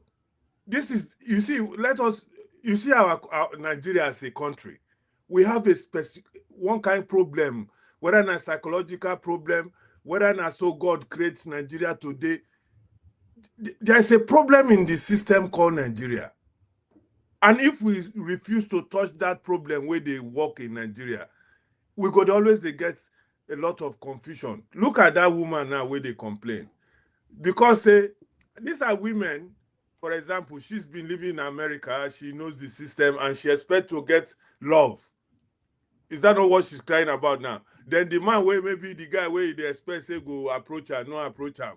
Because if he say they in day there, he can't go Nigeria, carry woman, come. Instead of making allow those people, they okay. Then now she have to go and destroy that person's life by going to be fooling the wife. You understand my point now? Because that's what she's saying. Okay, if you don't want me, then you go bring somebody else, then I will destroy that person so that all of us go be the same. This and if you see all these people where they talk, so on Sunday you go see them for one kind of church. You will see them there. This is Nigerian system where they tell you say they're wrong.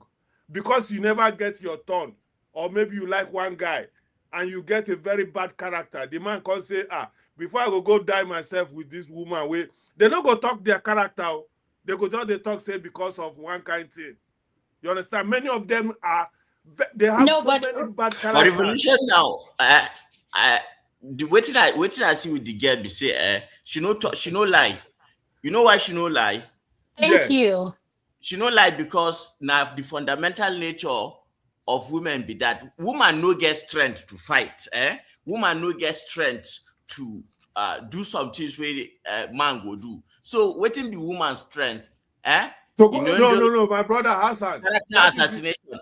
Okay. All right, Hassan, guys. We really need to move. We really need to move, otherwise, just 1 or 30 because seconds. we have a topic that's going to take us a longer time, and that's why 30 seconds, please. I want to just tell Hassan something.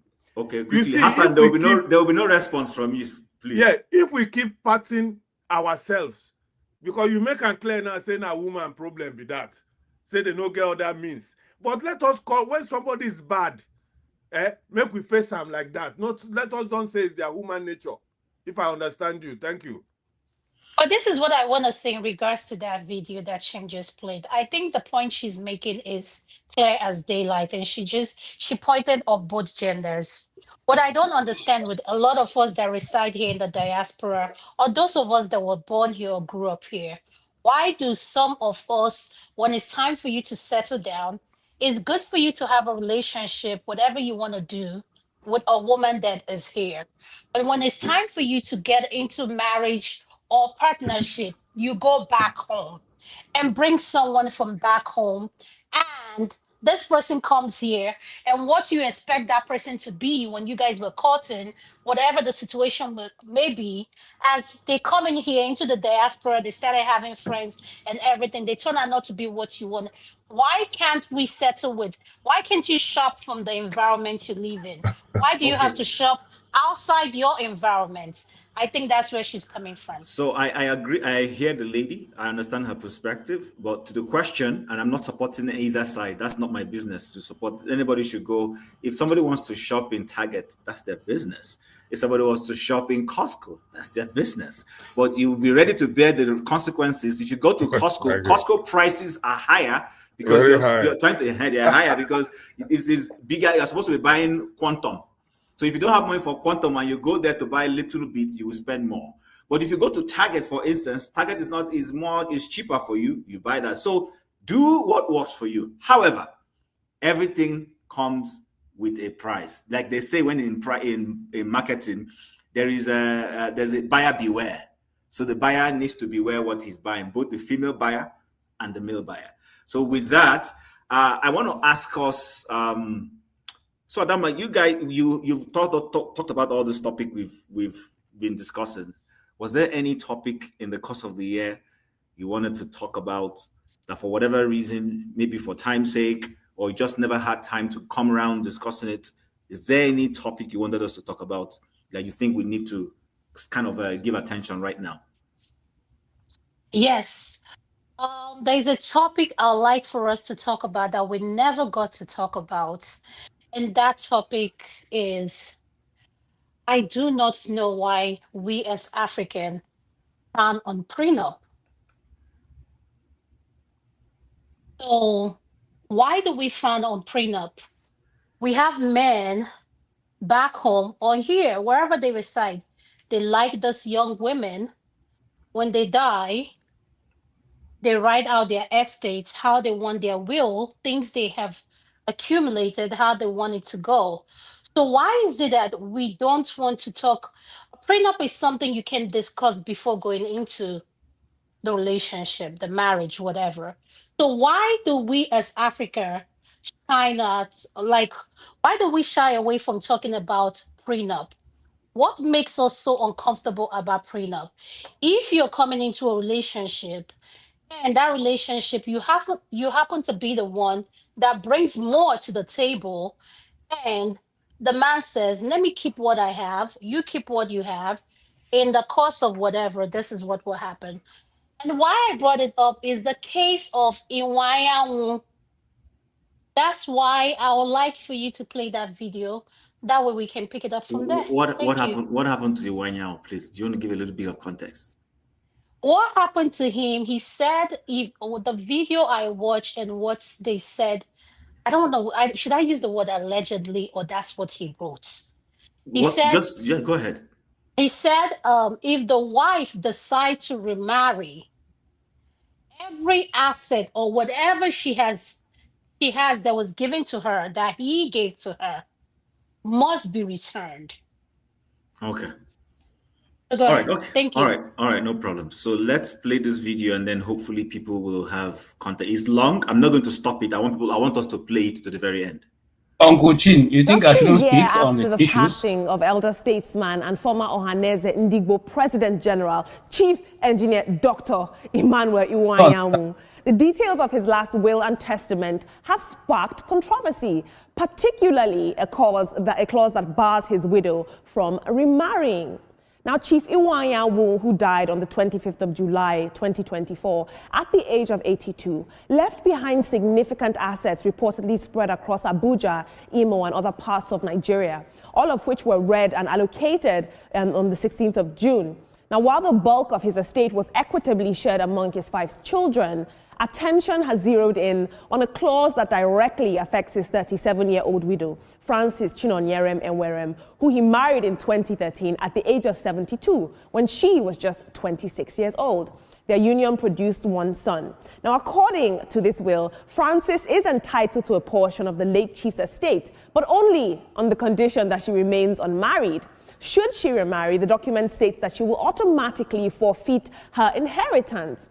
The question now is this restriction patriarchal and punitive, especially considering the age difference and the fact that Frances was in her 20s when she married the then septuagenarian? It's obviously not unusual in some elite Nigerian families to use inheritance as a tool to control widows' choices after death. The question I want to ask is that why is a widow's freedom policed while a widower's freedom is guaranteed? If it was a man, they would tell him, you have to marry, you are a man, you must have somebody in your house. But because she's a girl, it's different. It's double standards if you ask me, but what do I know? Let's take a look at social media.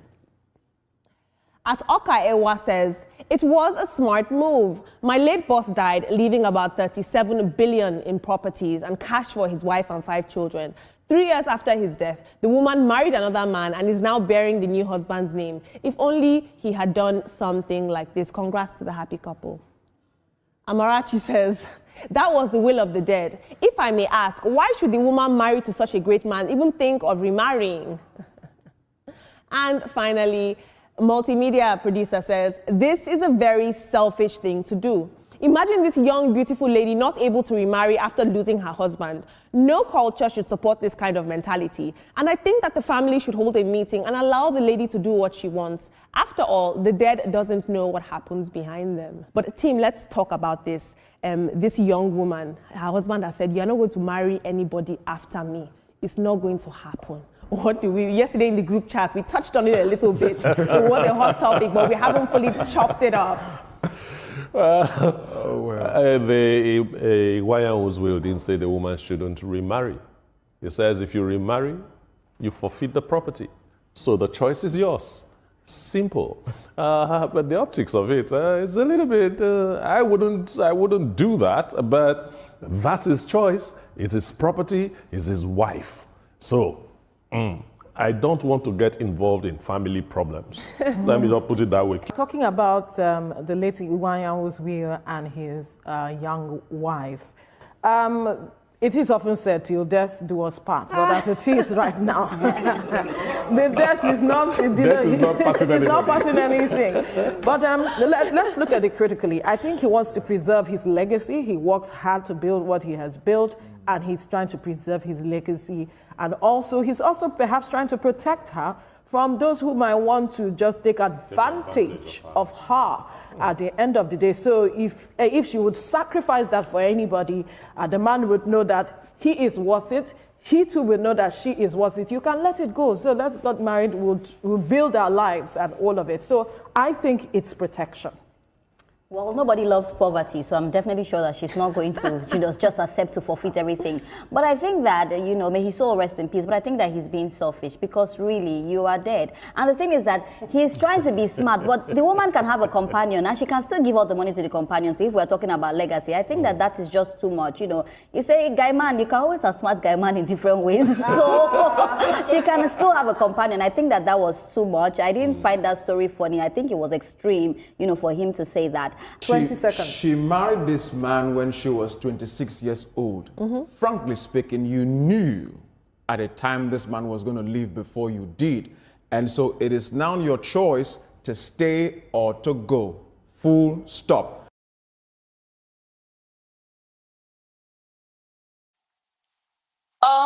Is that, can we have Uncle KJ speak? I thought I saw Righteous Man. Then we'll pick it up from there if you don't mind, because he just came in.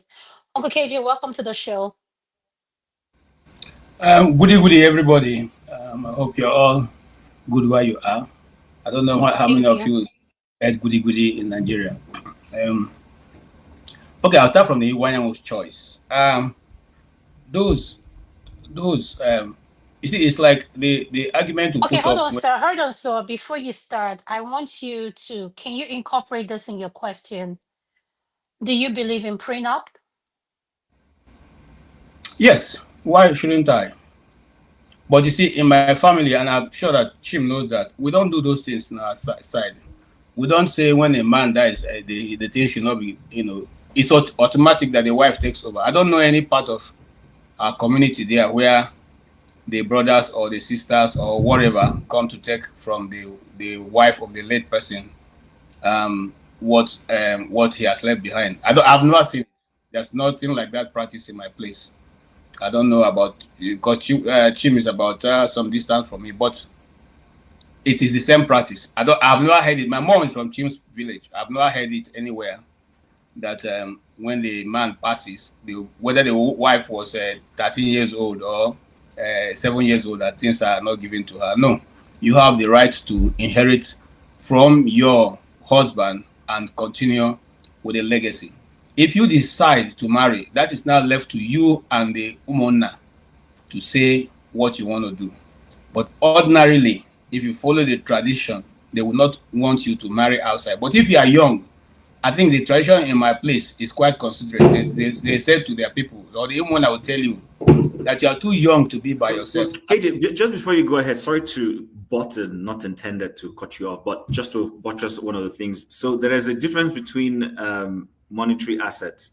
If you're a young woman, you decide to go marry, then fine, you can go with whatever assets are transferable, but you're not going to be able to transfer landed property and lift the house. So that's a totally different thing. It's just like a daughter, for instance. You're not going to take, if your father gives you landed property, you're not going to carry the land and move to wherever you're married. So that's the point. Go ahead, sir. Yes.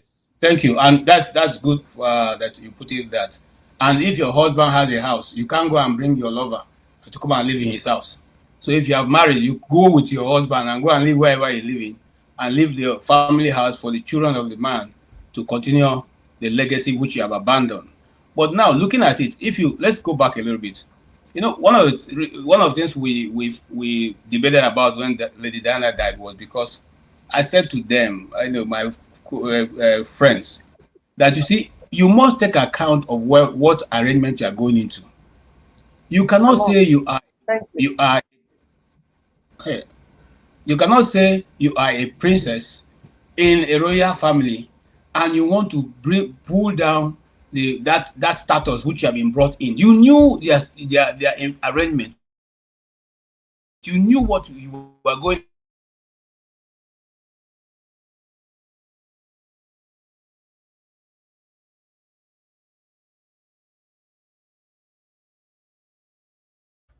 Okay, unfortunately, it looks like KJ is frozen. So whenever he comes back, we will grant him space to complete his comments. So I'm not sure, Madam Luke, are you here? You keep going in and out because you're the only lady, in addition to Adama, who's on the show now. We don't mind giving you this floor to speak. Yes, do you want to respond to what we're talking about? Yeah, okay.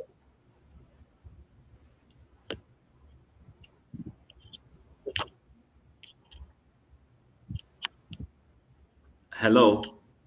Hello, can you hear me? Yes, go Yes, ahead. we can hear you. Okay, Of good. Because I was course. having This one some you're issues. smiling. So, how are you, team? Happy holidays, my people. It's good to How are be you, back. Mama? Okay.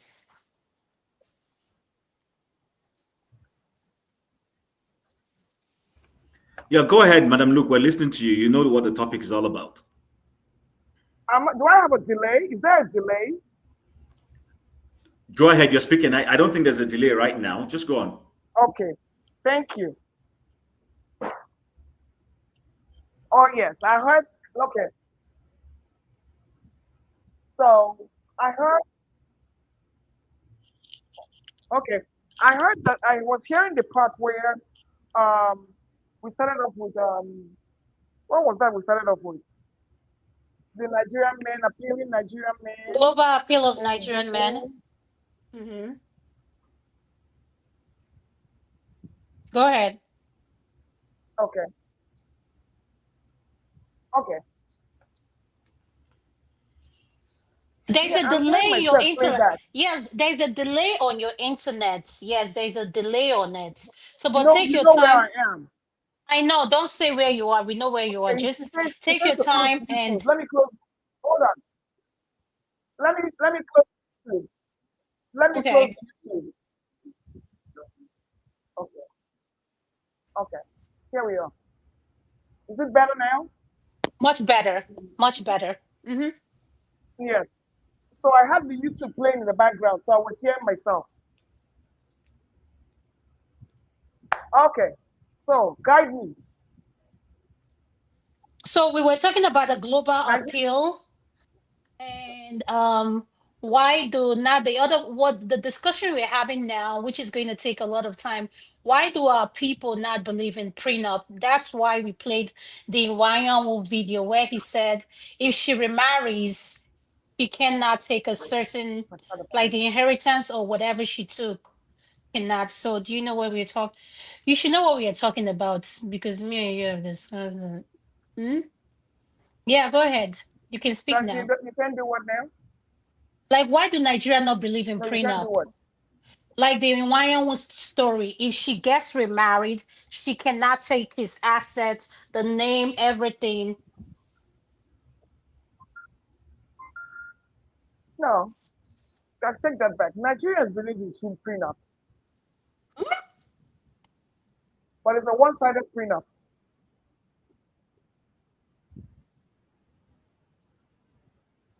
If We're it listening. favors Go the ahead. man, it's Hmm. a prenup. It will favor the man where you don't get anything. That's the prenup. That's the kind of prenup we have.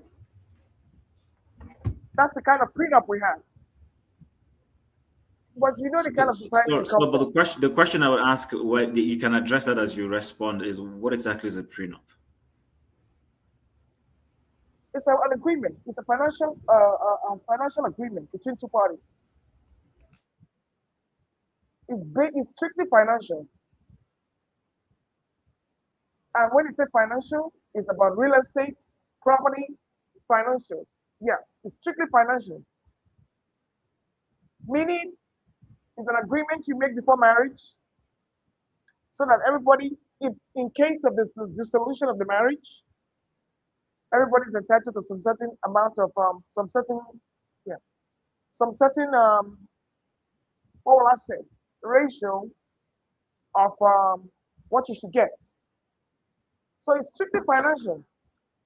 There is no social what will I say? There's no social benefit. It's strictly financial, where you are only allowed to get what is written on your agreement if the marriage does not work. Am I correct? And not just you're correct, just to add to what you say.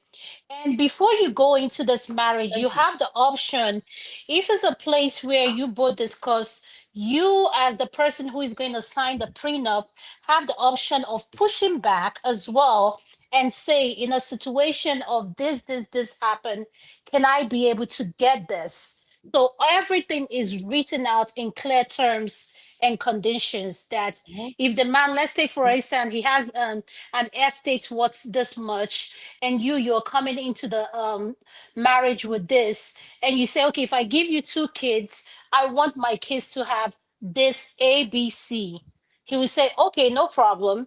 I'll include that if that's what you want as a pushback. So it's not, I want to make this clear. A prenup is not just based on the person who has more, but you who is going into that agreement have the choice of pushing back and demanding for more.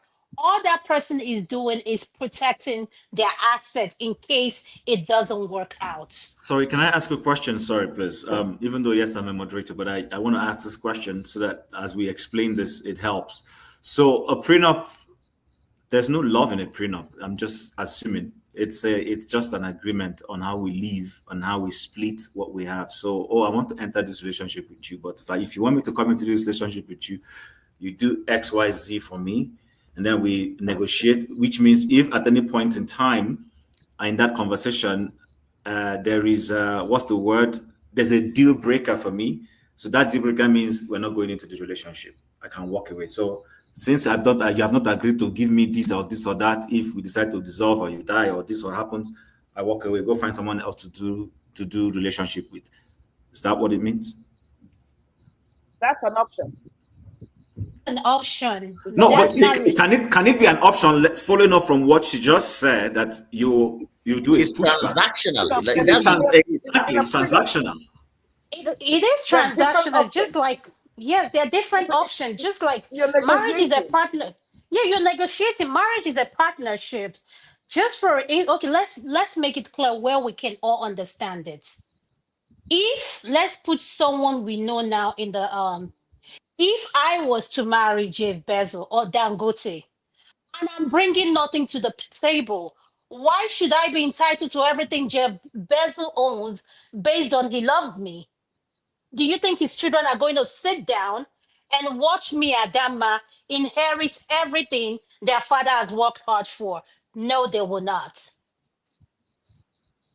So to make everyone understand what we're talking about, Jeff Bezos will come into the relationship and tell me. Will this be different if Jeff Bezos has no children? This is his first marriage and it is you. Will it be different? At the same time, Jeff Bezos, if he has no children, he still has the right, as someone who has more, he will tell you the Amazon or whatever, let's take for instance, this is hypothetically so that people don't say this is, and let me make this clear, we're just having a conversation, we're not giving a legal advice. So if you're someone that wants to sign a prenup or know more about a prenup, please contact your legal counsel. They will tell you more. That is the job of a lawyer. Before you go into a prenup or into any agreements, go seek the advice of a lawyer. That is what prenup is all about. What I'm saying, regardless if Jeff Bezos have no kids and he's just dealing with me strictly, he still has the right to protect his assets and say, if anything happens to me today, Adama only gets 10% of my investment. Chim, if I may ask Adama a question, please. Yes, go ahead. Go ahead. Okay, so Adama, what do you who do you think on average, which party do you think on average, usually has more, and usually has more to protect. Is the man. And have you seen a pattern in the last couple of, since the Me Too movement, the kind of huge amounts of money that men, have been losing? Yes. Yes. Now, don't you think that this kind of make other men want to protect themselves? And some may want put, as it is with all things human, some will push it to the extreme. Yes, I agree with you, but I am of the belief that if you're a man, a young, upcoming, whatever, in whatever you have accumulated, be you whatever gender, I believe in prenup. Protect what you have. Do not fall in love because you want to fall in love and you're so crazy about this person. Because guess what? When you guys disagree and the relationship doesn't work out, nobody's going to think about both partners involved wants to get equal thing. Now, my pushback to that is, why should I give you half of my assets? Most times, these are men who have the assets to a young woman who I just married 10 years ago, and you're bringing nothing to the table. Why? It's not fair.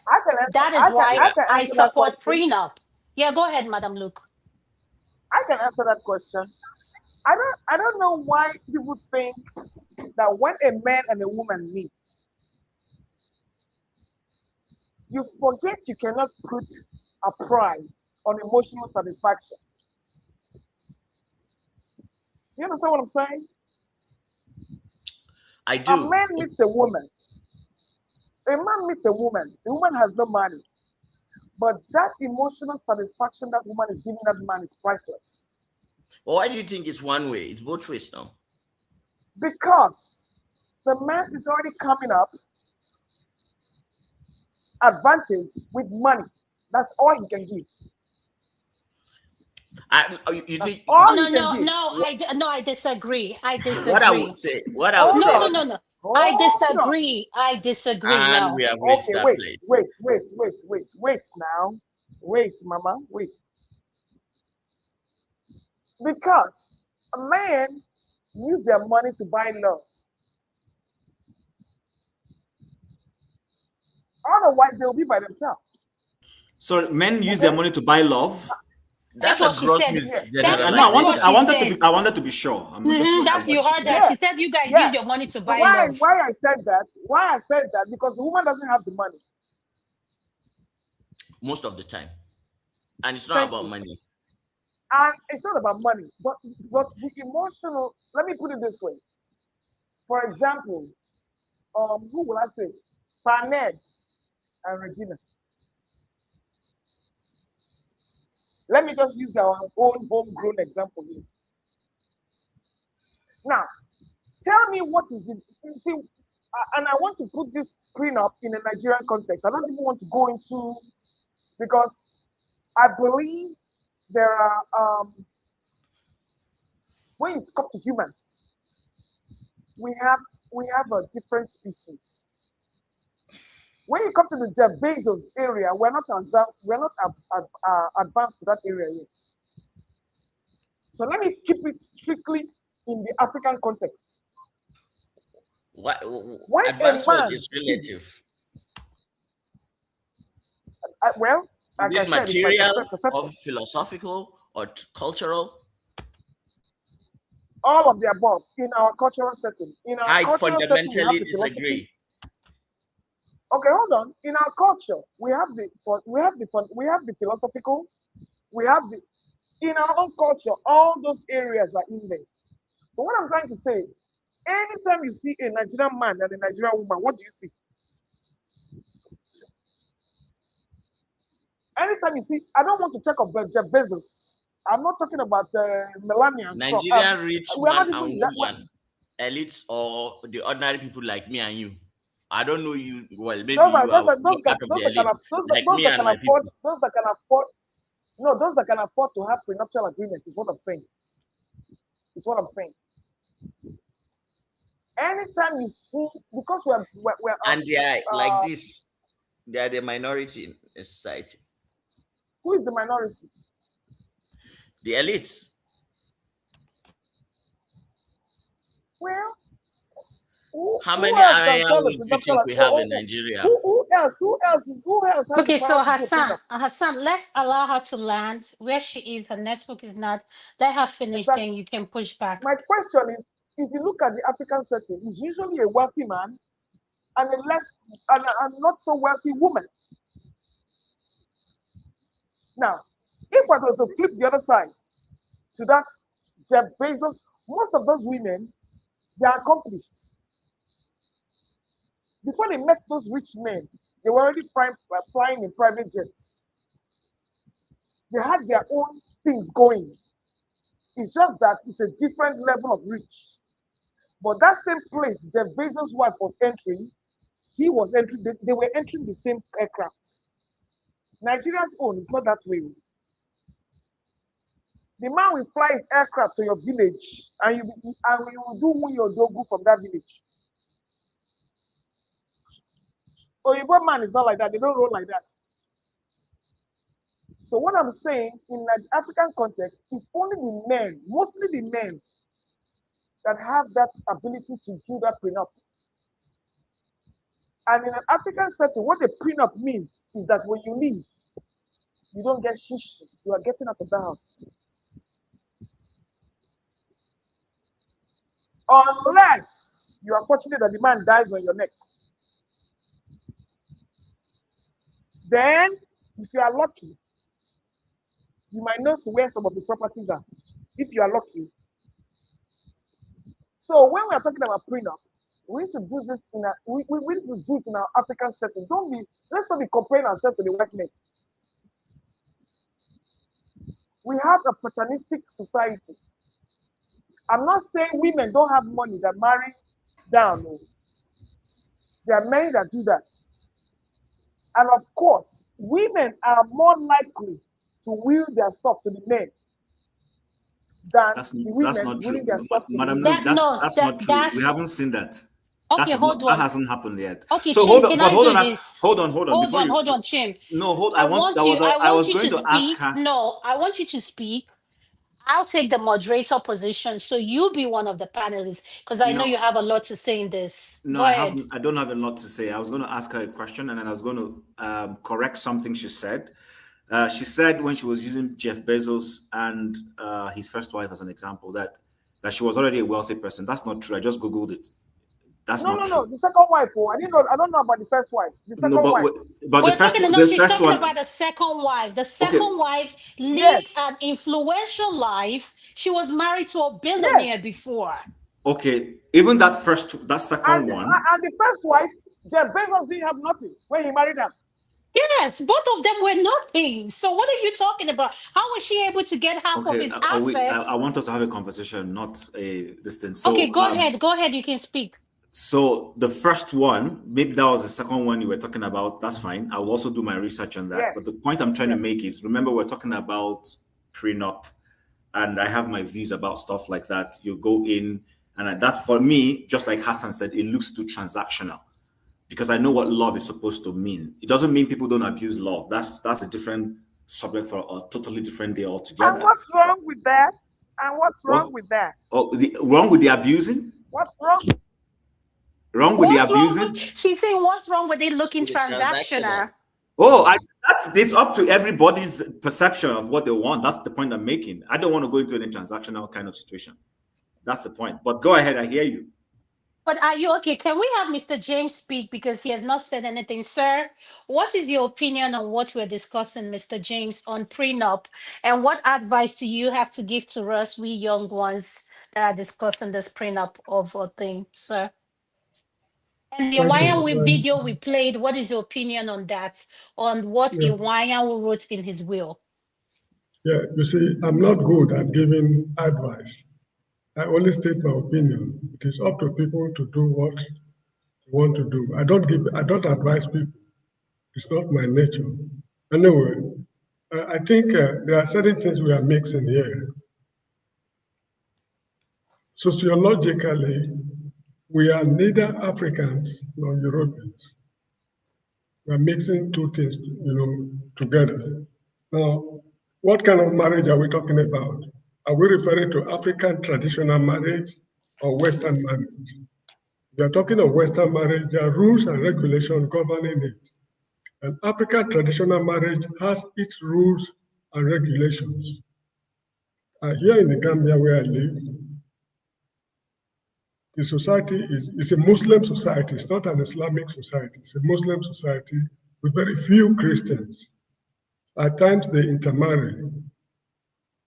And if the marriage happens to come to an end, either through death or whatever is the cause, there is a problem they always run into, how to share the properties they acquire during the period of their marriage. There is a Mohammedan court, the Gambia, that takes care of Muslim-related issues in marriages, family affairs, and things like that. But when a Christian is involved, because there are a lot of families here that are both, they are mixed up in the country. So when this kind of things happen, it's always a very difficult task that the government has not been able to solve. They're trying to, I think there's a council for legal reforms or so. They're trying to work out the modalities of addressing this kind of problems. The root cause is because the two main religions in Africa today, Christianity and Islam, they are imported religions. And these imported religions met the African traditional religion. So there are three legal systems fighting each other as far as acquisition of properties is concerned. And another thing again is there is also the issue of polygamy. If a man is married to more than one woman at the same time, because among the Edo people in Nigeria, where I grew up, although I'm not an Edo man, a man can marry more than one woman. A man can marry, traditionally is permitted to marry more than one woman. But a woman cannot marry more than one man at the same time. If she wishes to remarry, she needs the consent of her husband. And that is, she has to approach the husband for a divorce. The man has to grant the divorce before she's allowed to remarry, and her previous marriage will terminate. Now, in some societies, there's what they call polyandry. A woman marrying more than one man at the same time is permissible. For example, in some societies, let's say if I'm married to a lady, that lady is married to my family, not just me alone. I can go into her, another man can also go into her. She breeds children for the family. So they have rules and regulations governing this kind of things. Personally, I do not see why we are so crazy about properties. In my case, when my father died, he left quite a lot of oil palm plantations and other landed properties. I choose not to have anything to do with it as the eldest son in the family. Traditionally, I should get a large chunk of his property. But I have a lot of brothers and sisters growing up. I gave away everything. The only things I preserve for myself are the traditional rights. It's also the culture. The culture of the people is also part of the properties. There are certain traditional rights the senior son must perform. Those rights, I did not give them away. But material possessions that can be converted into money, I left everything because he gave me what, I don't know how to put it. The education he gave me is enough for me to fend for myself, to acquire properties on my own, which I'm doing at the moment. I build my houses on my own. I don't live on my father's, what's it called, assets. That is how it is with me. But in some societies, you see, this is a clash of civilizations, let me put it that way. The Islamic civilization, the Western civilization, African civilization are at war with each other. This is the cause of this problem. So if I marry a lady, traditionally, if I should die, the properties should be shared according to the customs and traditions. And we should also look at it from the other way around. If my wife happened to die before me, and she's a very well-to-do woman, should I not inherit all her properties? It's not only when I die and the woman is expected to inherit the property. So these are very complex issues, and this is where, as a people, we are failing. What we should do, I do not know what the universities are doing these days. Departments of anthropology, sociology, and what have you. I don't know what they are doing these days. Because that is where research into this kind of issues should be going on. It's a very good topic you brought up. Which should be research materials for the universities. Who they fund them? I'm not happy. I'm not happy with the Nigerian system. Okay, so let Madam Luke finish on her thoughts. I think at some point we I've been one pushback small. Yeah, but just let's hold on to our pushback. Let her finish. Okay. Give us her perspective. Go ahead, Madam Luke. Okay, am I still on? Yes, go ahead. So I'm just looking at the definition of. I think we're derailing, Susan. A prenuptial agreement, an agreement made by a couple before they marry concerning the ownership of their respective assets. No, you are looking at it from the West perspective. Look at it from the African perspective. Muslim. No, Mr. James, let her finish first. Just keep your question. No, hold on, Mr. James. She has been interrupting people. Look at it from the Western perspective, African perspective, and Muslim perspective. Okay, sorry, hold on, guys. Madam Luke, hold on, Mr. James, hold on, please, so that we've been having a fantastic conversation so far. I want us to continue the way we're going, but let's just let her land on her thoughts. Then, if you have any pushback, then you can put it up for her, please. Go ahead, Madam Luke. Because the term prenuptial is a foreign concept, regardless of how we look at it.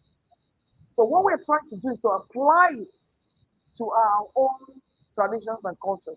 And so I'm trying to read from the original subject, where it came from. I say it's an agreement made by a couple before they marry concerning the ownerships of their respective assets. Should the marriage fail? The topic here is prenuptial. Why we do not believe in prenuptial agreements. Whether it's a man, woman, Christian, Muslim, pagan religion, the bottom line is that we Africans do not engage in prenuptial agreements, however you just slice it. And I said, if you push it to the African setting, it's a male, I won't want to know chauvinistic, it's a paternalistic society. The man owns everything when you move into the house. Very few women own property. Very few women marry their husband. Always the man marrying the wife. That is why we go to carry wine. That is where we go to do this. When I was going into my husband's house, I didn't have anything. He had everything. So my thing is, how do you sign a prenuptial agreement when one person doesn't have anything and one person has everything? So that is how the African culture is. So we're not trying to put this prenuptial agreement into the African setting because it really doesn't exist. That is why we don't agree. That's what I was trying to say. Thank you. No, you see, the issue is this. You are looking at it from the white man's point of view. Before the white men came to Africa, Africans had their own ways of doing things. This is why I said that sociologically, we are neither Africans nor Europeans. This is the dilemma we are facing. It's very good this topic is being discussed. African universities, departments of sociology, anthropology, and what have you, need to dig into this matter and other related issues to find out how we can live amicably in the total confusion we found ourselves. This is a very serious problem in the Gambia, where if a Muslim happen to marry a Christian woman, the issue of sharing of properties after death is very, very contentious. Not because they want it to be contentious, because the Muslims, they have a way of doing their things which must be respected. The Christians, they have a way of doing their things which must be respected, but there are contradictions, sharply contrasting differences. How do we resolve it as a people? Not looking at it strictly from the white man's point of view. After all, the white man disorganized the whole continent. Okay, thank you so much, Mr. James. I'm going to go I have to... a question for him. Okay. I have just a question, just a pushback. Mr. James. Okay, go ahead. Do we have the concept of prenuptial agreement in the African, I don't care what religion it is. Do we have the concept of a prenuptial agreement in any union in our African setting or not? That's the only question I want to ask. Yes, we do. When you talk of agreement, there's written agreement, and all agreements are not written, even in law, in English law. Not all agreements are written. So when an African marries a woman, or a woman is married to an African, in an African traditional way or in a Muslim way, it is wrong to apply the white man's law to that relationship. It is wrong. Okay, Just thank like you. Excuse me, if I marry a white woman in England, will they apply the African law to the marriage? They will surely apply English law. So when we are in Africa, we do things as Africans. This matter should be looked into, and I really want to thank you for bringing up this topic. Thank you so much, sir. I'm honored. Hassan, can you answer a pushback question? Then, righteous man, I'll come to you, sir. Yes. Okay. Let's look at it the way it is, and let's try and look at how fundamentally our biologies, complement each other. Urbanization and industrialization is a relatively new thing, and even as it is, in societies where they want a smoother and a more more natural order, they would naturally want women to take a more reserved role rather than be hustling with men out there trying to get money. That's not for the woman to do. If she wants to, yeah, she can. And like, if a woman has there are exceptional women who come in one amongst thousands. The ratio is so that compete with men, but naturally they don't. So trying to put these things like this is the way it should be. It's not. And fundamentally, what we fail to understand is that, why do you need a prenuptial if after I marry you, I take care of you, your father, your family, your extended family, and I do that for the rest of my own family becomes like part of your family, and if I die, you inherit from me. There's a formula already. So why all that? And there is something also that kills the human and that is why I think when Africans who have stayed too much in the West, or who even are here and have taken too much these ideas of the West, yes, is that there is an anathema of fundamentally misunderstanding the way nature works. And the problem is that it creates a pitfall. It reduces your humanity, your empathy, because when you are supposed to use to engage with empathy, you are thinking of numbers, mass, money, you will not make the right choices. So there is such a place as to suffer together and to rise together and to face challenges together. That is the natural human order. All these money things is just things that are, I would say, a distraction for now. We'll see how the world will turn out to be. Hello, sir. Thank you so much, Hassan. Righteous man, welcome to the show, sir. Sir, do you know what we are discussing, and what is your opinion on the topic? Righteous man, you're muted, sir. Can you hear me?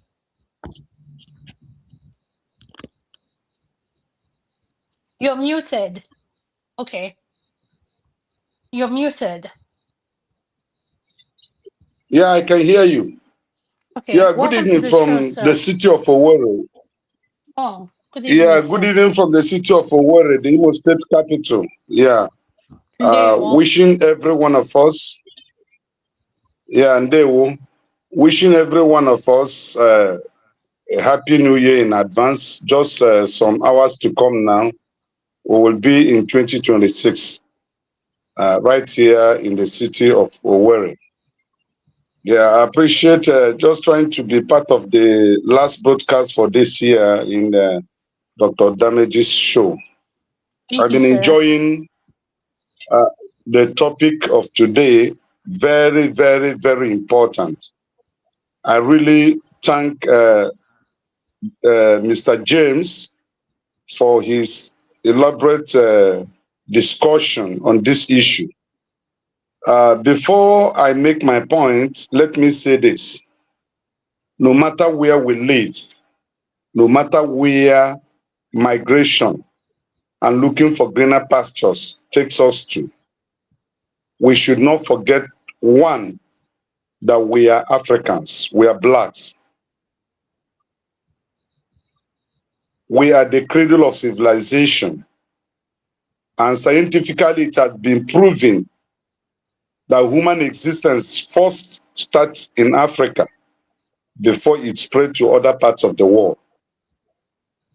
I am one of those who have touched the soil of Europe and completely refuse to adapt to all their system of living. Because, let me use this word, and I don't want any person to misunderstand it. I was properly brought up by my parents, traditionally and culturally. I was rooted in the African lifestyle and culture. And so being in Europe for the years I was there could not influence me or change me to live and behave the way they do. So I agree with Mr. James totally. Just like the example he cited, if he gets married to a British woman in Britain, will they use African laws, whether written or unwritten, to judge or to establish that marriage? The answer is no. So if you're an African and you are getting married to an African man, traditionally and culturally, we must practice the rules of our marriages according to the tradition of that particular people you got married to. Just like in my place, any married woman is called by other men Munyai. That does not mean that they have carnal knowledge of the woman. Okay? That is Africa. That is Igbo land. That is Nkwere. So it may not be acceptable to somebody else in Tanzania or Kenya. So you can't tell me because I live in Europe or America, then automatically because it is not the way of marriage of the white man or white man, then I should change and adapt to their own system. It doesn't work like that. What Iwanyanwu did was absolutely correct. He labored and suffered, and under African, he didn't say the woman should not get remarried. He said, if you, it's a precondition, if you want to remarry after he must have passed on, then you loses the things I have given to you. So the man never prevented her. So it is a choice she needs to make. So I just want to say, we must respect African culture and tradition. If we continue dwelling in the shadow of white man's way of life, in the next 100 to 150 years to come, the culture and tradition of Africa will be a thing of the past. I am telling you, it is eating up. The African culture is dying because of the westernization. When our people travel to Europe or America, they forgot where they are coming from. They forgot, like Iriji in my place is more respected than Christmas. In my place, Iriji. Iriji festival. And you are telling me because I'm a Christian, I should not participate, or Christianity was ushered into my place by white missionaries. No, Africa should not lose their stand. And that is why China made progress in their life, in their country, because they had to that their tradition. I had a Chinese friend that I do business with. He's always holding holding to this little kettle tea. I brought Milo to him. He refused to take. I brought Ovaltine and other confectionery. He refused. He held to that their traditional and cultural way of living. And so Africa must not lose our root. We must not lose our stand in marriage. A woman, when my mom was alive, what I witnessed, when my father is hosting his fellow men, my mother sits in her own portion of the house, and she doesn't make contribution because that is African tradition. She's not called to make that contribution. That does not make her a less person in that marriage or a less human being. But today, the westernization of marriage by African living in diaspora, look at what that nurse was saying. It has destroyed our marriage system. That's why there is a lot of divorces. There is a lot of single mother, single father everywhere rampant. It wasn't like that in the beginning. Africa was not known for that in the beginning. These are borrowed lifestyle from the Western world, and it's not helping us. So I support Mr. James 100% and other people that are spoken in line to Mr. James' perspective. Thank you. Please, if you allow me to just round up so that I go hustle, man. I'm going to work. I don't know if I'm allowed. Go ahead, Revolution, you can speak. We're rounding up. Okay, I salute the people who just come. Madam, look, Happy New Year in advance. Righteous man, Happy New Year in advance. Mr. James, I salute you. Anyway, you see, I want to, what Iwanyanwu did.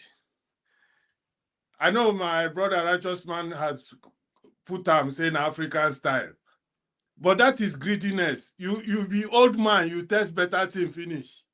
Now, you can't say if the woman now, young girl, where you see JJ, you carry her, you want to enjoy better meat. Then if you die, all the thing where you give her, you go take them back. Now that thing they give me headache sometimes, this how African so-called culture. It's wickedness. You cannot enjoy the young, you where they go marry the young girl at your old age. You don't know, say the girl go enjoy after.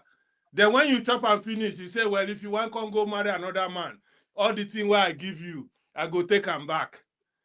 Tim, you know they see those kind of action. Not be this our African wickedness where they talk sometimes, they go say my mouth too big. Thank you so much, Revolution. Please say that louder. On a say good it night, louder. I go to listen to you. Thank you. Bye Say it bye. louder. But nobody forced the young lady. The young lady saw her age mate. She refused to marry her age mate. Are you telling me that people of 20 and 30 did not ask for her hand in marriage? The old man not seeing her his own age mate where you go carry young girl. Right. He made a proposal and the young girl fell for it. So what attracted the young girl? Righteous man, what attract the old man?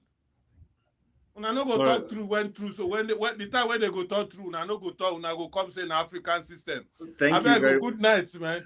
All right, thank you, Righteous man, Revolutionary, and Happy New Year in advance to you as you go. Okay, so yeah, it's been a very interesting conversation. Of course, I knew it was going to be something that was going to be contentious. Nobody's going to want to yield grounds for the other. So I guess the next thing we do is start rounding off, unless somebody else wants to say something to this particular topic. Madam Luke or Mr. James, anything you want to drop? Dexter is not here. I don't see him. Hassan has also gone mute. You know, marriage has got different definitions. That's one thing we should take into account as well. And what different? Okay, go ahead. Go on. Polyandry, a woman marrying more than one man at the same time, permitted by tradition. That should also be taken into consideration. Oh, okay, Mr. James, what you're saying, is it being practiced back home, or is just Will you say what you just said now about polyandry is being practiced back home, sir? Polyandry is a woman who is married to more than one More man. than one man, yes. Is it being practiced back home? Yes, That's this my is how to question do to it. you. Let me cite an example. When I was at India. university, during my university days, we had some boys from East Africa, Kenya in particular. They said in Uganda, when the AIDS epidemic broke out, it nearly wiped a certain ethnic group on the shores of Lake Victoria out of existence. The government of Uganda, that's Museveni now, went into action to find out what was happening to members of that ethnic group. And they discovered that they were practicing polyandry. That is, a woman married to more than one man at the same time. This is how they do it. If I am married to a lady, that lady is not married to me, Mr. James. She's married to my family. She's a member of our family. She bears children for the family. So any male member of my family can go to bed with her. She start bearing children for the family. So that was why the AIDS epidemic was widespread in Uganda in those days. So that kind of relationship is polyandry. Anyway, that's a clear example. So what would be I your can give. final submission in everything we just discussed, sir? What would be your final submission? Thank you very much. African universities should wake up and live up to the public expectation. These are the kind of topics they should be investigating meticulously. And this is where Nigeria has failed catastrophically. With all the universities we have in Nigeria, you need to read their degree thesis. They are all wishy-washy. I can say it without apologies, compared to what they used to write in the years gone by. Whenever we send our, what's it called, technical aid assistance to other African countries, these are the kind of assignments we should give them. When you get to Botswana, work on XYZ project. When you get to Uganda, do this project, something like that. Then when they come back, they award them PhD degrees. There will be a university dedicated to investigating this kind of issues all over Africa. Because right now, as I said, sociologically, we are neither Africans nor Europeans. It depends on individual perception. This is just how I see it. We are not living up to expectation. I mean, African universities, public money is being wasted every year, paying professors who cannot even spell their names accurately. So we should give them work to do, to investigate African social problems and see how we can get out of the quagmire we'll be grappling with since the advent of colonialism. Thank you very much for bringing up this topic. Thank you, sir. Thank you. Thank you. You're welcome. We really enjoyed you. Hassan, I'm going to come to you. I want you to give us your final submission and whatever you have to say about every topic we discussed so far. Go ahead. Yes, okay. So I want to agree with the elder Mr. James to some extent though, because I believe fundamentally that there is such a thing as, you know, progress, and even in philosophy, in understanding whatever it is, you know, that pushes society forward, but it has to be practical and it has to yield benefits. If whatever it is that you practice ends up to become some kind of abuse or something like that, then obviously it's not good. But what we have, for example, now all of us are dressed in, you know, look at what we're dressing and what kind of language are we speaking, you know? Yeah, so things, all cultures, all languages, they borrow from each other as they mix, and depending on this superiority sometimes, and then who defeats who in battle, you know, and who writes the laws and histories, these accidents of history happen. So what I am saying here is that let's not completely do away with how, because it's not like, it's not everything that the white man came with that is wrong, and it's not everything that we also believe, if we're telling ourselves the truth, it's not everything that we also believe in that is right. Okay, because we know, for example, I'm a twin. If I were to be born, you know, ages ago, they had a culture of, you know, killing twins, you know, things like that. So we have to understand to grow. But the problem is, let's not pick things that regresses society instead of progresses society, because to say that to put a woman in a place where a man is literally is to ignore the fundamental truth right before our eyes and how nature works. And that is a problem. She has her strength, she has her place, and the man has his strength, but he has his place too. That parity, it's not, it's just a brainwashing of some sort to keep pushing this Protestant ethics and capitalism to get more people working so that more money will come into their pockets. But I think there will be a time that system will collapse, and maybe women will naturally go back to where they are supposed to be. And that's all I'll say. Thank you. Thank you, Hassan. Dexter, are you there? If you're not there, I'm going to go to Righteous Man for his final submission and whatever he has to say in regards to what we discussed.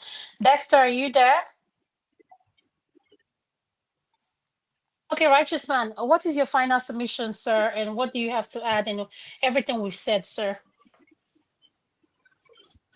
Yeah, in as much as I was not in the show from the very beginning, I may not have had much of your discussions, but the little ones I had, is from there I want to draw my last submission. Number one, I do not believe that by any course of civilization, I should lose my culture and my tradition.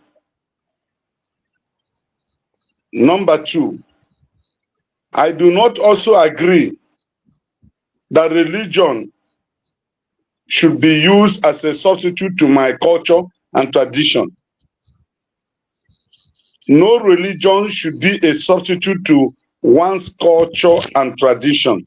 And that is where Africans are making the greatest error they are making. That I am a Christian does not mean that my tradition and culture should be abolished.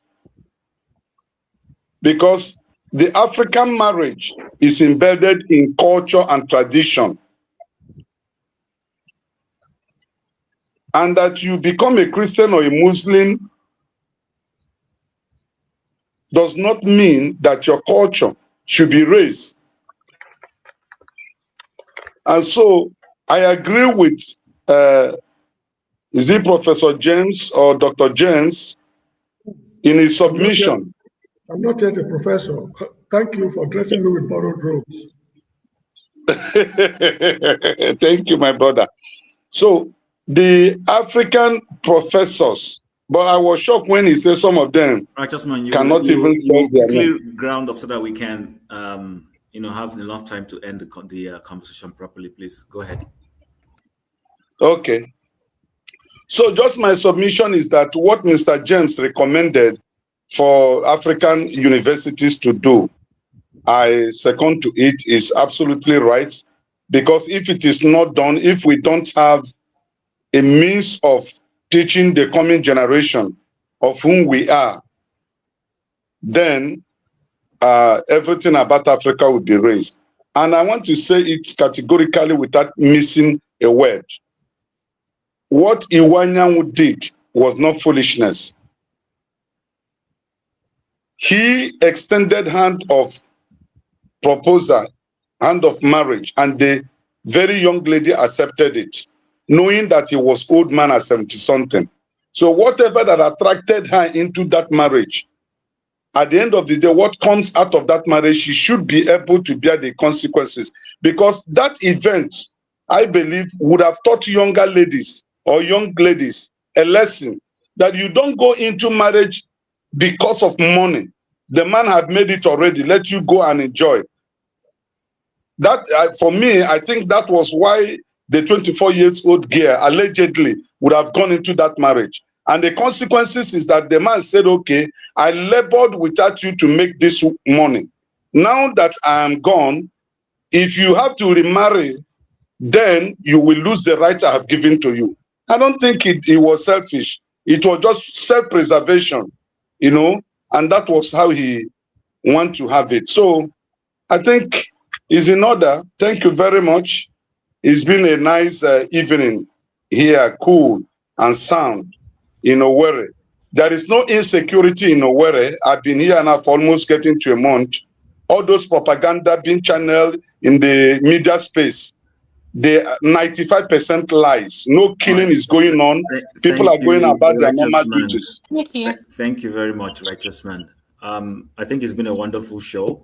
Would have loved to talk about one or two other things before we shut down, but time is not necessarily our friend. So, Damma, I don't know if you have any parting words to say before we shut the show down. Can we allow Madam Luke to give her final submission? She keeps going in and out, so that way. Okay, so she's not here now. What do we do? Okay, so this is what I have to say. I just want to say, everyone, have a good, happy New Year. Hopefully, hopefully you guys enjoyed our segments.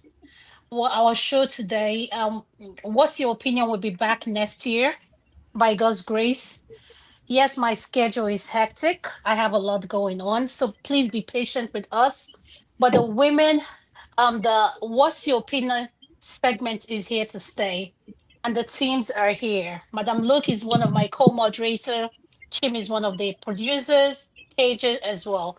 So thank you guys for all your support. I appreciate it.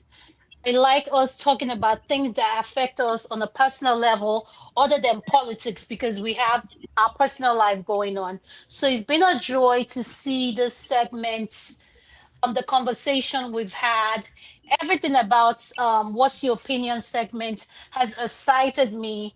And I always tell people, when you come and join this panel, keep an open mind.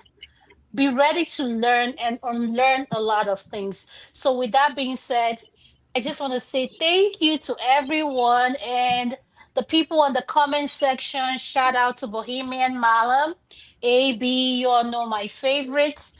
A lot of them, I've seen them. So I just want to tell you guys, please keep supporting this channel. We're going to be back next year. We're going to do better. We're coming in with more and more interesting topic. So with that being said, Happy New Year to everyone, and thank you for joining us. Madam Luke, do you want to say something before we finally wrap up? Are you there? Madam Luke, can you hear us? I think our internet keeps going in and out, yeah. Okay, so it's been a wonderful time. Have your say, and the Irokopost TV has provided us with a platform to discuss all sorts of things, from the political angle to the have your opinion, where we discuss some of these personal life issues. I hope we've enjoyed it. I hope we've learned a lot from our conversation today. And I'm just going to ask us to continue to stay tuned and support the platform as much as you can.